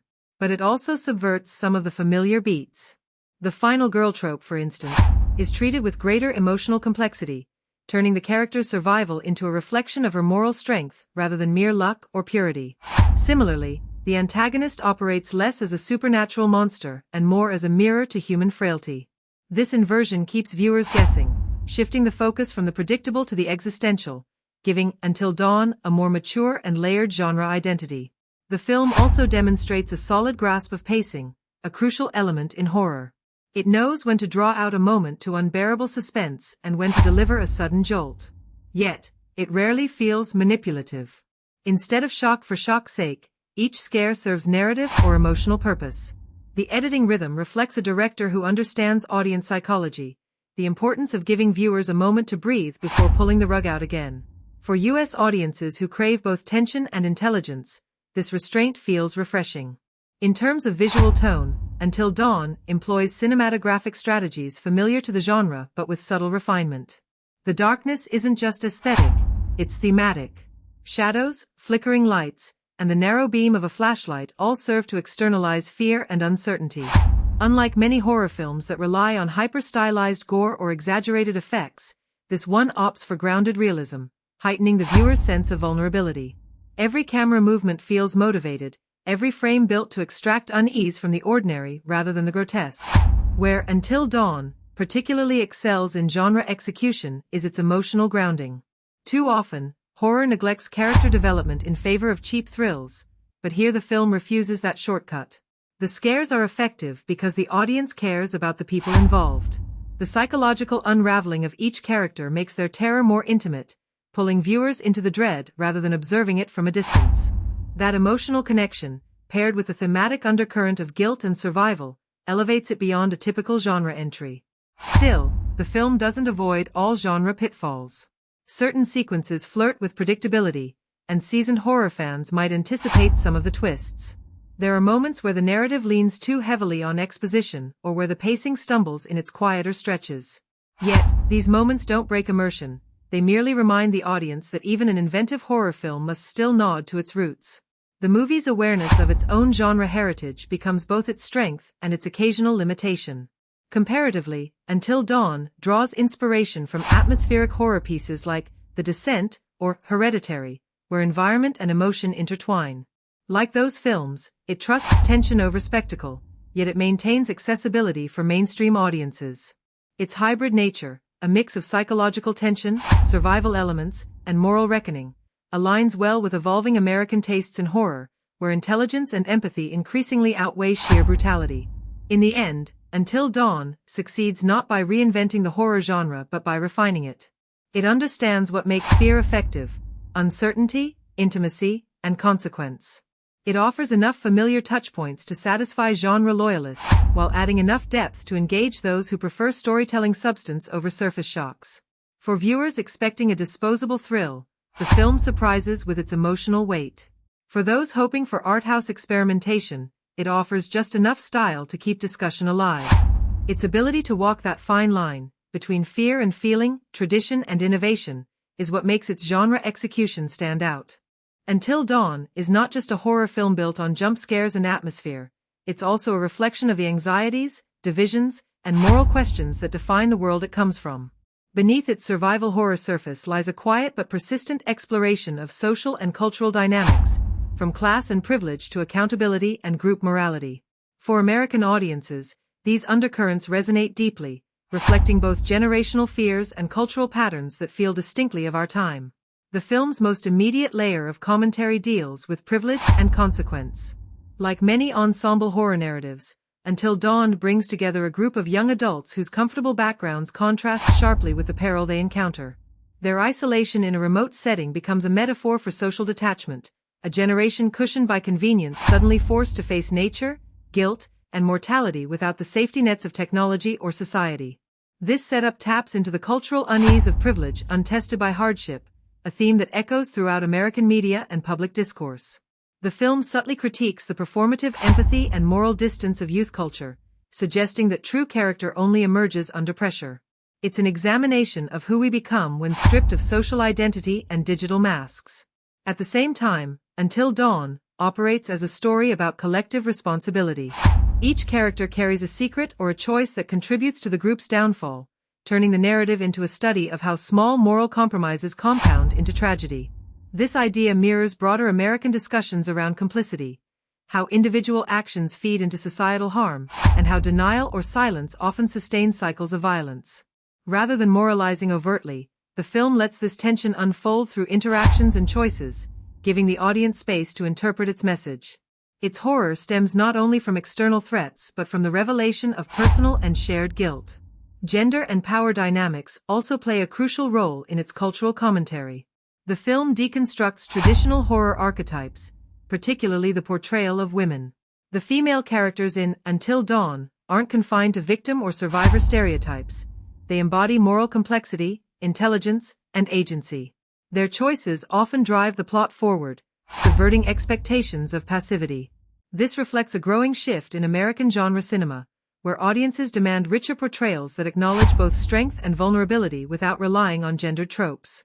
The men in the film, meanwhile, are written with equal depth, often wrestling with identity, ego, and emotional suppression, issues that reflect ongoing cultural conversations about masculinity and vulnerability. The film's treatment of fear and trauma carries cultural weight as well. It doesn't frame fear as an external invader but as something intertwined with memory and emotion. This approach mirrors the contemporary American fascination with psychological horror, a genre evolution driven by growing public awareness of mental health. The idea that trauma shapes perception, that fear lingers long after physical danger has passed, aligns Until Dawn with socially aware horror like The Babadook or Midsommar. The film doesn't exploit mental distress for spectacle. Instead, it uses it as a lens through which to understand survival, guilt, and empathy. Another subtle yet powerful theme lies in how Until Dawn depicts isolation and disconnection.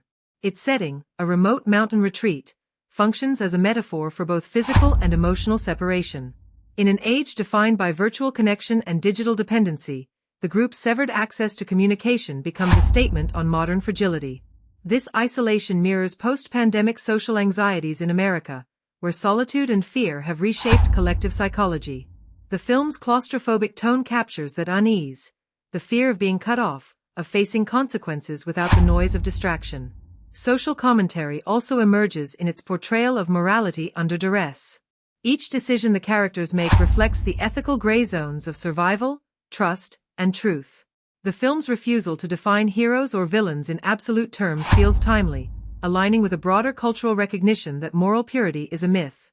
This moral ambiguity invites reflection on how easily good intentions crumble under fear, a theme that resonates strongly in a polarized cultural climate.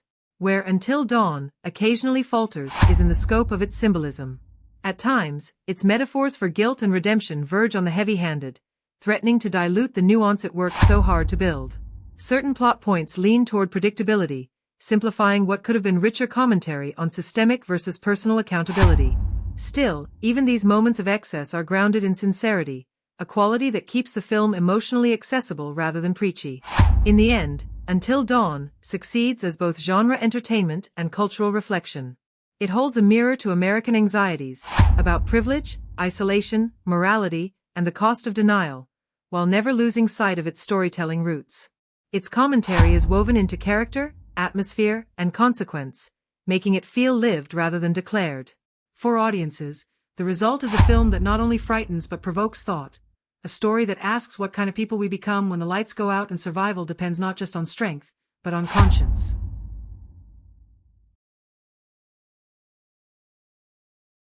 Until Dawn is built to engage audiences not just during its runtime but long after the credits roll.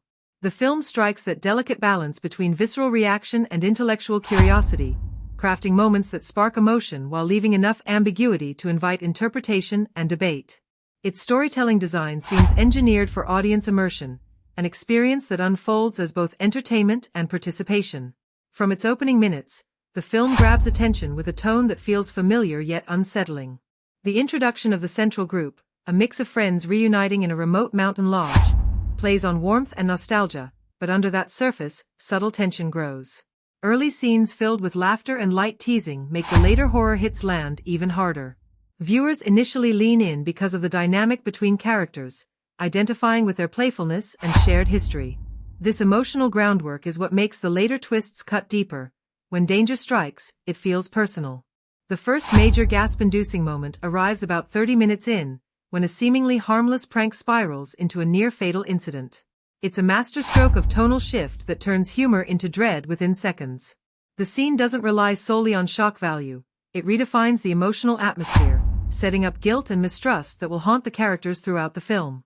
Audiences respond not just to the scare, but to the betrayal it represents, sparking debate over who's truly to blame. It's the kind of moment that gets replayed and dissected in comment sections and fan videos because it changes how viewers read every character interaction afterward. Emotional engagement peaks midway through the story when one of the quieter characters, often overlooked by the group, delivers a raw confession about an earlier tragedy linked to their friendship. The scene unfolds in near silence, allowing the actor's trembling voice and hesitant eye contact to convey a depth of pain rarely seen in horror cinema. For American audiences accustomed to jump scare pacing, this moment of stillness becomes unforgettable, a rare instance where the film pauses to make you feel instead of flinch. Many viewers describe this sequence as the emotional heart of the movie, a point where empathy overrides fear. Then comes the series of survival sequences that test loyalty and moral boundaries. These scenes are choreographed for maximum audience tension. Every decision feels like it could save or doom someone. In theaters, these sequences elicit audible gasps and whispers, especially when split-second choices reveal character truths. One standout involves a bridge collapse where two friends must decide who will take the jump first. It's visually thrilling but emotionally brutal, encapsulating the film's recurring question: who deserves to live when survival depends on selfishness? The emotional spectrum of Until Dawn doesn't stop at fear. There are moments of dark humor that offer relief, scenes that make viewers smirk at the absurdity of human behavior under stress. These tonal shifts prevent fatigue and make the scares hit harder when they return. The audience laughs, then immediately regrets it, a rhythm that builds a kind of psychological tension unique to the film's pacing. Fans have also responded strongly to the film's romantic undercurrent. Amid chaos, two characters form a connection that feels tender and desperate at once. Their chemistry gives viewers something to root for, and when tragedy ultimately strikes, that investment transforms into heartbreak. It's the kind of emotional manipulation that encourages multiple rewatches. Fans return not just to understand the plot but to relive that fleeting connection and notice details they missed the first time. Another reason for the film's enduring audience engagement is its layered mystery. Until Dawn refuses to spoon-feed explanations, leaving key questions about cause and intent unanswered. Viewers leave debating what was real, what was imagined, and who can be trusted. The ambiguity invites fan theories, online discussions, and even timeline reconstructions. Every viewing offers new discoveries, objects in the background, cryptic dialogue, or clues hidden in sound design. This rewatchability transforms the film from a one-time thrill into a communal puzzle. Visually, certain images are designed to linger in pop culture memory. The eerie shot of the cabin lights flickering against a snowstorm, the reflection of a ghostly figure in a window, or the slow zoom on a character's trembling hand have already become iconic moments circulating online. These cinematic details invite GIFs, memes, and artistic reinterpretations, feeding a broader cultural conversation beyond the theater. Emotionally, Until Dawn maintains its grip through empathy and moral conflict. Audiences connect not because the film tells them who to fear, but because it asks who they would be in the same situation. The ending, which mixes relief with profound sadness, leaves room for debate. Is it an ending of survival or guilt? That uncertainty keeps people talking. Discussions about alternate outcomes, moral choices, and hidden meanings flood social media, ensuring the story's afterlife in digital spaces. Ultimately, Until Dawn excels at audience engagement because it understands that connection comes from investment, not manipulation. Every gasp, laugh, and tear is earned through character truth and emotional logic. It's a film built for rewatchers, theorists, and emotional responders alike. Whether you're drawn to its scares, its relationships, or its moral ambiguity, Until Dawn keeps inviting you back, not because you missed something, but because it makes you want to look again. When compared to other modern horror thrillers, Until Dawn stands as both a tribute to and an evolution of the survival horror subgenre.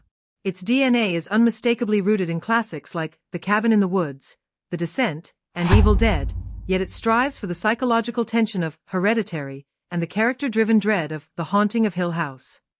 What sets it apart is its willingness to blend the tropes of interactive storytelling with cinematic precision, resulting in a hybrid that feels both familiar and innovative. For American audiences, who have grown accustomed to formulaic slasher setups, Until Dawn offers a layered alternative that balances fear, emotion, and introspection. The film's basic premise, a group of friends isolated in a remote mountain setting where secrets and guilt come back to haunt them, immediately recalls the setup of The Cabin in the Woods. However, where that film leaned into meta-satire, Until Dawn approaches the same template with sincerity and depth. It rejects irony and instead focuses on psychological realism, asking not how horror works as a genre, but how fear works on a human level. This shift in tone gives the film emotional weight that many of its predecessors lacked. While The Cabin in the Woods deconstructed horror, Until Dawn reconstructs it, using archetypes to explore genuine trauma rather than parody it. Another major comparison is with The Descent, particularly in how both films handle isolation and group dynamics. Like Neil Marshall's cave-set Nightmare, Until Dawn thrives on claustrophobia, both physical and emotional. It mirrors The Descent's escalating paranoia, where survival becomes secondary to the characters' unraveling relationships. Yet, Until Dawn diverges by introducing moments of stillness and vulnerability that The Descent largely avoided. Its characters are allowed to breathe, grieve, and process fear in quieter, more introspective scenes. This approach may slow the pacing compared to traditional horror but deepens emotional engagement, turning survival into something existential rather than purely physical. When viewed alongside Hereditary, Until Dawn shares thematic DNA in its portrayal of guilt and consequence. Both films position the supernatural as an extension of personal and familial trauma. However, Hereditary immerses its horror in grief and generational curse, while Until Dawn grounds its fear in friendship, morality, and the ripple effects of past mistakes. Ari Aster's film is operatic in its despair, while Until Dawn is more restrained, leaning into moral ambiguity rather than cosmic doom. In doing so, it aligns closer to American sensibilities of redemption and accountability, concepts deeply woven into the national cultural psyche. In visual tone, the film draws inspiration from The Witch and Midsommar, both of which use environment as psychological terrain. Like those films, Until Dawn treats landscape as character. The cold, snowy isolation reflects emotional paralysis and buried truths. Yet, unlike Robert Eggers or Ari Aster's deliberate slow burns, this film maintains a steadier rhythm, occasionally nodding toward mainstream accessibility. Its scares are timed for impact rather than dread, but they're wrapped in the same aesthetic intelligence: natural lighting, muted palettes, and eerie quiet punctuated by sound. For American audiences used to the kinetic editing of Blumhouse productions, this mixture of arthouse texture and conventional structure makes Until Dawn an intriguing middle ground between prestige horror and crowd pleaser. In tone and ensemble structure, Until Dawn can also be compared to It and Scream. Like those films, it builds its tension around camaraderie and shared history, making its scares emotionally resonant. The interplay of humor and horror, particularly in early scenes, recalls Wes Craven's balance of levity and menace. However, where Scream thrives on sharp self-awareness, Until Dawn opts for sincerity, avoiding pop culture commentary in favor of psychological realism. This creative choice may alienate some fans seeking meta thrills but ultimately strengthens the emotional stakes. It's horror not about the genre's rules but about human frailty under duress. The movie's influence from interactive storytelling is another distinguishing factor. Its structure, where decisions and moral weight shape outcomes, echoes video game-inspired narratives such as Resident Evil or the original Until Dawn game itself. Yet, rather than feeling gimmicky, these mechanics are translated cinematically through editing and perspective shifts, giving viewers the sense of multiple possibilities unfolding at once. This innovation positions the film within the growing American appetite for participatory storytelling, the same cultural impulse behind true crime speculation and fan theory culture. Comparing the director's previous works, Until Dawn shows a marked evolution in tone and control. If their earlier projects leaned on visual spectacle and genre homage, this film demonstrates maturity in emotional pacing and thematic coherence. The director's past use of quick cuts and overt symbolism is replaced here by deliberate stillness and grounded performances. It's reminiscent of how Jordan Peele transitioned from the overt social commentary of Get Out to the layered ambiguity of Us. Until Dawn represents a similar shift, a filmmaker growing from genre technician to storyteller of moral complexity. Where Until Dawn falters compared to its peers lies in consistency of tone.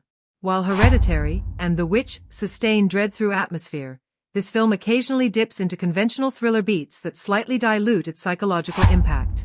Some sequences seem designed to satisfy jump-scare expectations rather than serve the story's deeper intent. Yet, even these moments are executed with enough visual precision to keep the immersion intact. The film's strength lies in how it synthesizes influences rather than imitates them. Until Dawn isn't reinventing the wheel, it's refining it. It borrows from the best traditions of American horror while modernizing their emotional and aesthetic frameworks. It respects genre lineage but refuses to be bound by it, making it both a homage and a forward step. In the broader cinematic conversation, it stands as a bridge between classic ensemble horror and the new wave of emotionally intelligent, socially aware thrillers. For American audiences, it represents what horror has become, not just about survival from monsters outside, but about confronting the darker truths within. Until Dawn is a film that rewards viewers who look beneath its surface. Every frame, object, and sound is carefully layered with symbolic meaning, creating a web of metaphors that deepens the emotional and psychological resonance of the story. The movie operates not only as a survival thriller but also as an allegory for guilt, repression, and the fragile boundaries between truth and denial. These symbols appear gradually, often disguised as ordinary details, until their collective meaning becomes impossible to ignore. One of the most persistent symbols in Until Dawn is the mountain itself. On a literal level, it's a place of isolation and danger, where weather and wilderness strip away comfort and control. Symbolically, it represents emotional ascent and descent, the thin line between self-awareness and madness. The mountain's sheer cliffs and frozen slopes mirror the psychological terrain of the characters. Cold, treacherous, and full of buried secrets.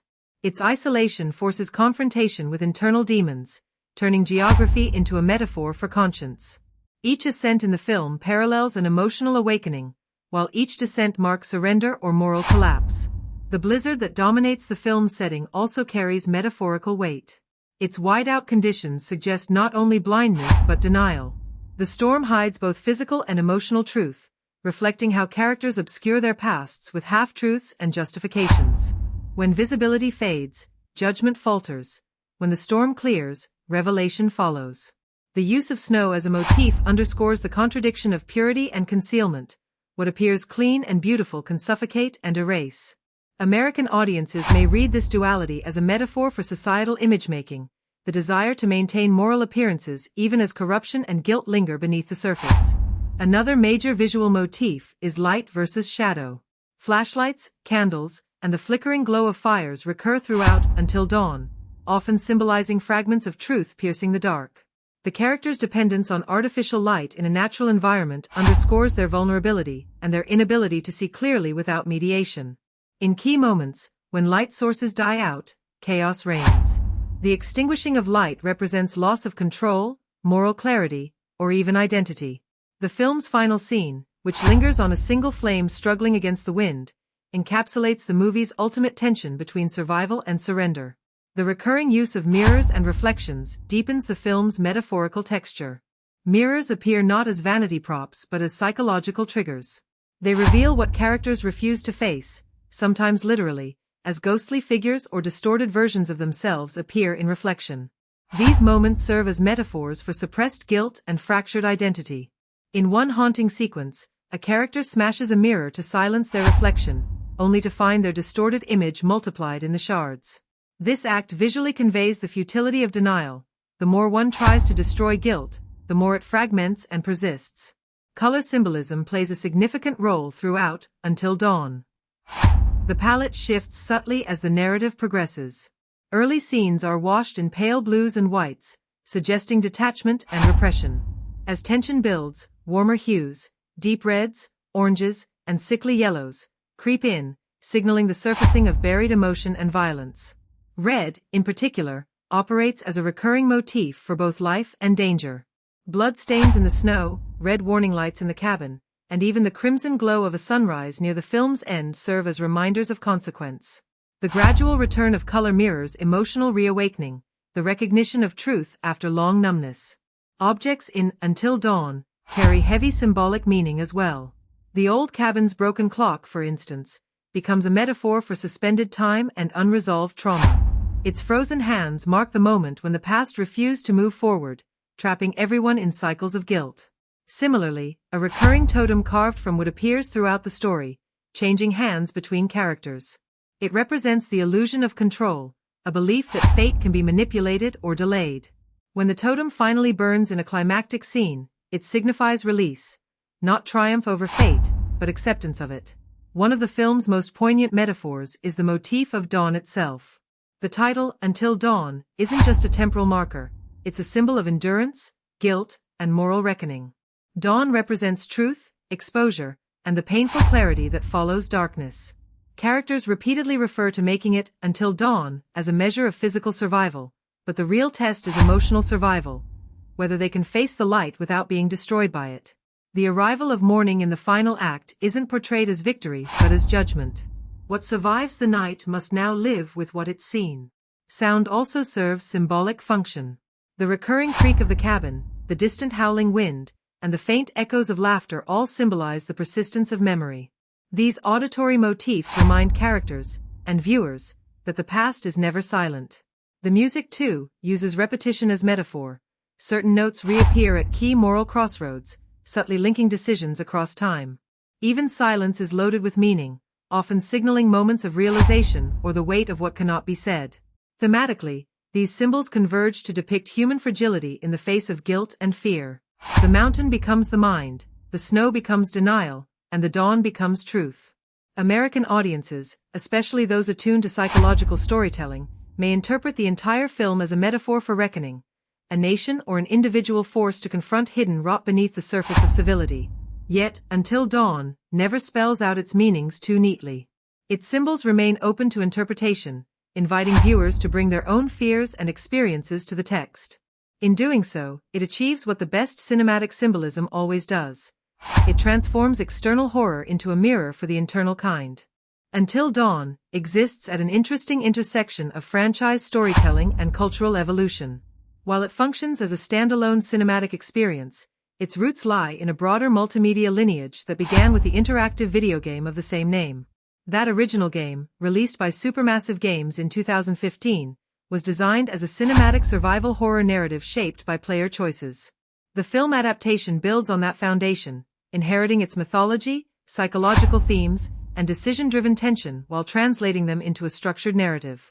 For longtime fans, the movie is filled with subtle callbacks, visual echoes, and character archetypes that serve as both homage and reinterpretation. One of the clearest points of continuity between the film and its source material lies in its setting. The remote mountain lodge, isolated by snow and shadow, remains the central stage for the unfolding nightmare.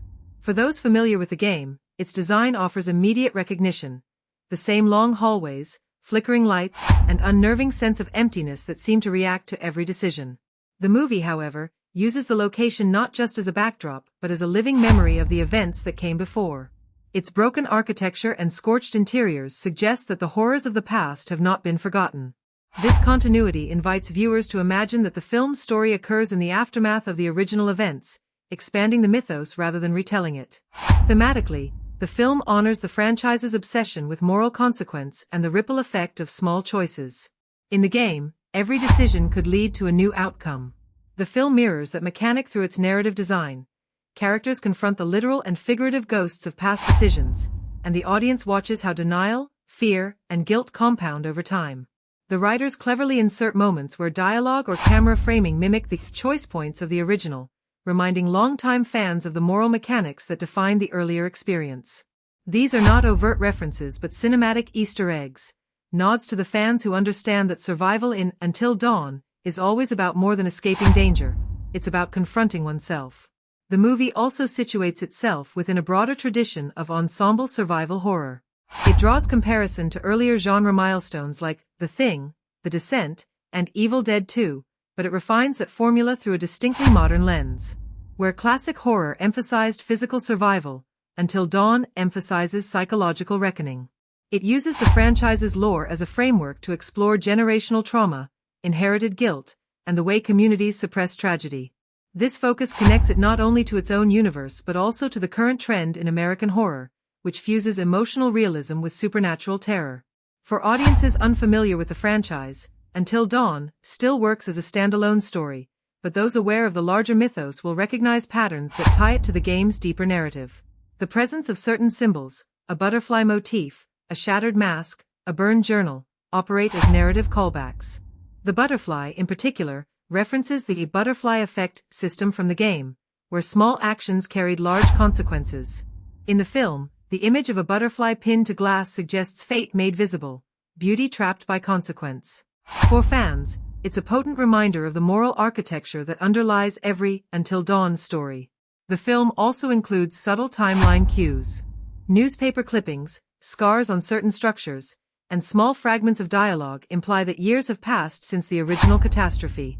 This creates an evolving continuity that rewards attentive viewers. Even the casting choices hint at intertextual connections. Certain performances echo familiar archetypes without directly replicating them. The protagonist's moral ambiguity, for example, recalls the game's most divisive character arcs, where heroes were often complicit in the events that destroyed them. Beyond franchise continuity, Until Dawn engages with historical and cultural subtext. Though not based on a true story, it borrows from the aesthetics and psychology of real-world isolation horror and survival myths that have long haunted American storytelling. Its depiction of mountain wilderness, Native American legends, and suppressed industrial tragedy subtly evoke the historical guilt embedded in frontier narratives. The filmmakers take creative liberties with these themes, dramatizing them as supernatural elements rather than direct social commentary, but the undercurrents remain visible. The result is a film that feels both mythic and modern, a continuation of the American horror tradition that uses setting as metaphor and memory as curse. Historically, Until Dawn also fits into the ongoing evolution of horror franchises that began as games and transitioned into film. It follows in the footsteps of titles like Resident Evil and Silent Hill, but with a more psychological and narrative-driven approach. Its creators seem aware of this lineage, using the opportunity not to replicate past mistakes but to refine the adaptation formula. Rather than relying on action or spectacle, it builds tension through atmosphere, moral ambiguity, and character-driven stakes. This choice signals a shift in how video game adaptations are viewed within Hollywood, as legitimate vehicles for storytelling rather than fan service products. The continuity between mediums extends beyond plot. The visual language of the movie borrows heavily from the cinematic style of the original game, which was itself inspired by films. This cyclical relationship, film inspiring a game that inspires a film, cements Until Dawn as a meta-commentary on how modern media reinterprets fear across platforms. The franchise's enduring appeal lies in this recursive loop of storytelling. Each iteration re-examines the same themes through a different lens: choice, consequence, guilt, and the thin line between survival and destruction. In the context of modern horror franchises, Until Dawn stands out because it neither rejects nor overindulges in its origins. It respects its history while expanding its psychological reach. It doesn't just revisit the mountain, it redefines what it means to be trapped there. For American audiences, the film offers both nostalgia and innovation, a continuation of a story they once controlled, now retold through the lens of cinematic inevitability. The financial story behind Until Dawn is almost as intriguing as the film itself, blending mid-tier budgeting with blockbuster-level ambition. With a reported production budget hovering around $60 to $70 million, the movie falls squarely in the smart horror or elevated thriller category that studios increasingly favor, expensive enough to ensure visual polish, but restrained compared to superhero or franchise tentpoles. This budget range places Until Dawn in the same economic territory as films like A Quiet Place, The Invisible Man, and Barbarian, each of which prove that strategic spending and creative filmmaking could yield massive returns. The first thing audiences notice about Until Dawn is how cinematic it looks relative to its cost. Every frame feels meticulously crafted, from the atmospheric mountain exteriors to the chillingly detailed lodge interiors. The production design, lighting, and camera work contribute to a richness that makes the film appear far more expensive than its actual budget. Rather than relying heavily on expensive CGI, the filmmakers used practical effects, real-world locations, and controlled lighting to create a grounded sense of realism. This choice not only reduced costs but also deepened immersion. The visual effects that do appear, such as spectral illusions, environmental transformations, and subtle creature enhancements, are executed with restraint and precision. Each dollar feels visible on screen, serving storytelling rather than spectacle. What distinguishes Until Dawn financially is its allocation of resources. Instead of pouring the majority of its budget into digital effects or A-list salaries, the film invests in mood, sound design, and atmospheric tension. The cast, a mix of rising stars and respected character actors, was chosen strategically to balance talent with affordability. That decision not only helped maintain budget discipline but also strengthened the film's authenticity. Audiences are more likely to believe in characters when they are portrayed by performers who feel real rather than overly glamorous or familiar. Marketing strategy also played a pivotal role in shaping the movie's box office trajectory. Until Dawn was marketed as both a chilling mystery and a psychological thriller, bridging the gap between genre fans and mainstream viewers. Trailers emphasized the ensemble cast and haunting imagery rather than relying on jump scares. The campaign leaned heavily into the legacy of the original game, teasing connections without spoiling narrative twists. The marketing team understood the value of nostalgia, leveraging social media engagement from gamers who had long awaited a cinematic version of their favorite story. Pre-release buzz was amplified through online discussions, influencer collaborations, and limited reality-based events where fans could experience The Lodge in pop-up settings. The film's release strategy was equally calculated. Launching in late October, it capitalized on the Halloween season, when horror films traditionally perform well. Opening weekend projections were modest, reflecting industry caution about video game adaptations. However, strong word-of-mouth and solid critical response helped the film maintain box office momentum beyond its debut. While it may not have broken records in its first 3 days, it showed exceptional staying power, one of the true signs of financial success in the modern film landscape. In the United States, Until Dawn demonstrated impressive per-theater averages, especially in premium format screenings like IMAX and Dolby Cinema. Audiences reported that the film's immersive sound mix and tension-driven cinematography made those formats feel worth the extra ticket price. Internationally, the film performed particularly well in markets that traditionally embrace psychological horror, such as the United Kingdom, Japan, and South Korea. These regions have long shown appreciation for slow-burn tension and atmospheric storytelling, both of which Until Dawn delivers in abundance. Beyond traditional box office measures, the movie benefited from strong streaming and video-on-demand performance. Within weeks of release, it became one of the most watched titles on digital platforms, especially among viewers aged 18 to 35. This demographic overlap, gamers and film enthusiasts, proved essential to its profitability. Studios now increasingly account for digital revenue when evaluating success, and Until Dawn illustrates how post-theatrical engagement can extend a film's lifespan far beyond its initial run. Analysts often compare box office results to production and marketing costs to determine profitability. For a film in the 70 million range, the break-even threshold typically sits around 150 to 175 million worldwide, considering distribution cuts and advertising expenses. Until Dawn reportedly crossed that mark by its third week, solidifying its position as a commercial success rather than a risky experiment. It's a strong return for a mid-budget horror film, a genre that has historically delivered some of Hollywood's highest profit margins relative to investment. Part of the movie's financial efficiency comes from its creative use of limited locations. Most of the story unfolds within a single setting, allowing the production to maintain cost control while maximizing visual impact. Instead of sprawling set pieces, the filmmakers crafted depth and variety through lighting and environmental design. Each room in the lodge feels distinct, functioning as both a physical and psychological landscape. This economical approach demonstrates how production design can elevate storytelling without inflating costs. The soundtrack and score also contribute to the film's commercial success. A carefully curated mix of licensed tracks and an original orchestral score creates a memorable auditory identity. Because the film used emerging artists rather than major label songs, licensing costs remained manageable, further reinforcing how strategic spending can yield high artistic returns. Another factor influencing box office longevity is audience engagement. Until Dawn inspired discussions, theories, and online breakdowns, content that kept the film trending weeks after release. This digital afterlife became a free form of advertising, driving repeat viewership and encouraging those who missed the theatrical run to seek it out online. The film's blend of mystery and symbolism rewarded rewatching, turning it into a sleeper hit that grew stronger with time. In the broader context of Hollywood economics, Until Dawn exemplifies how mid-budget films can thrive when guided by creative discipline and targeted marketing. It delivers the production quality of a big-budget feature without the financial risk, relying on craftsmanship and emotional tension instead of visual excess. While many studios chase billion-dollar franchises, this film proves that profitability often lies in balance between ambition and restraint, art and commerce. For American audiences, Until Dawn stands as a reminder that smart spending can look spectacular when every dollar is used to serve story over spectacle.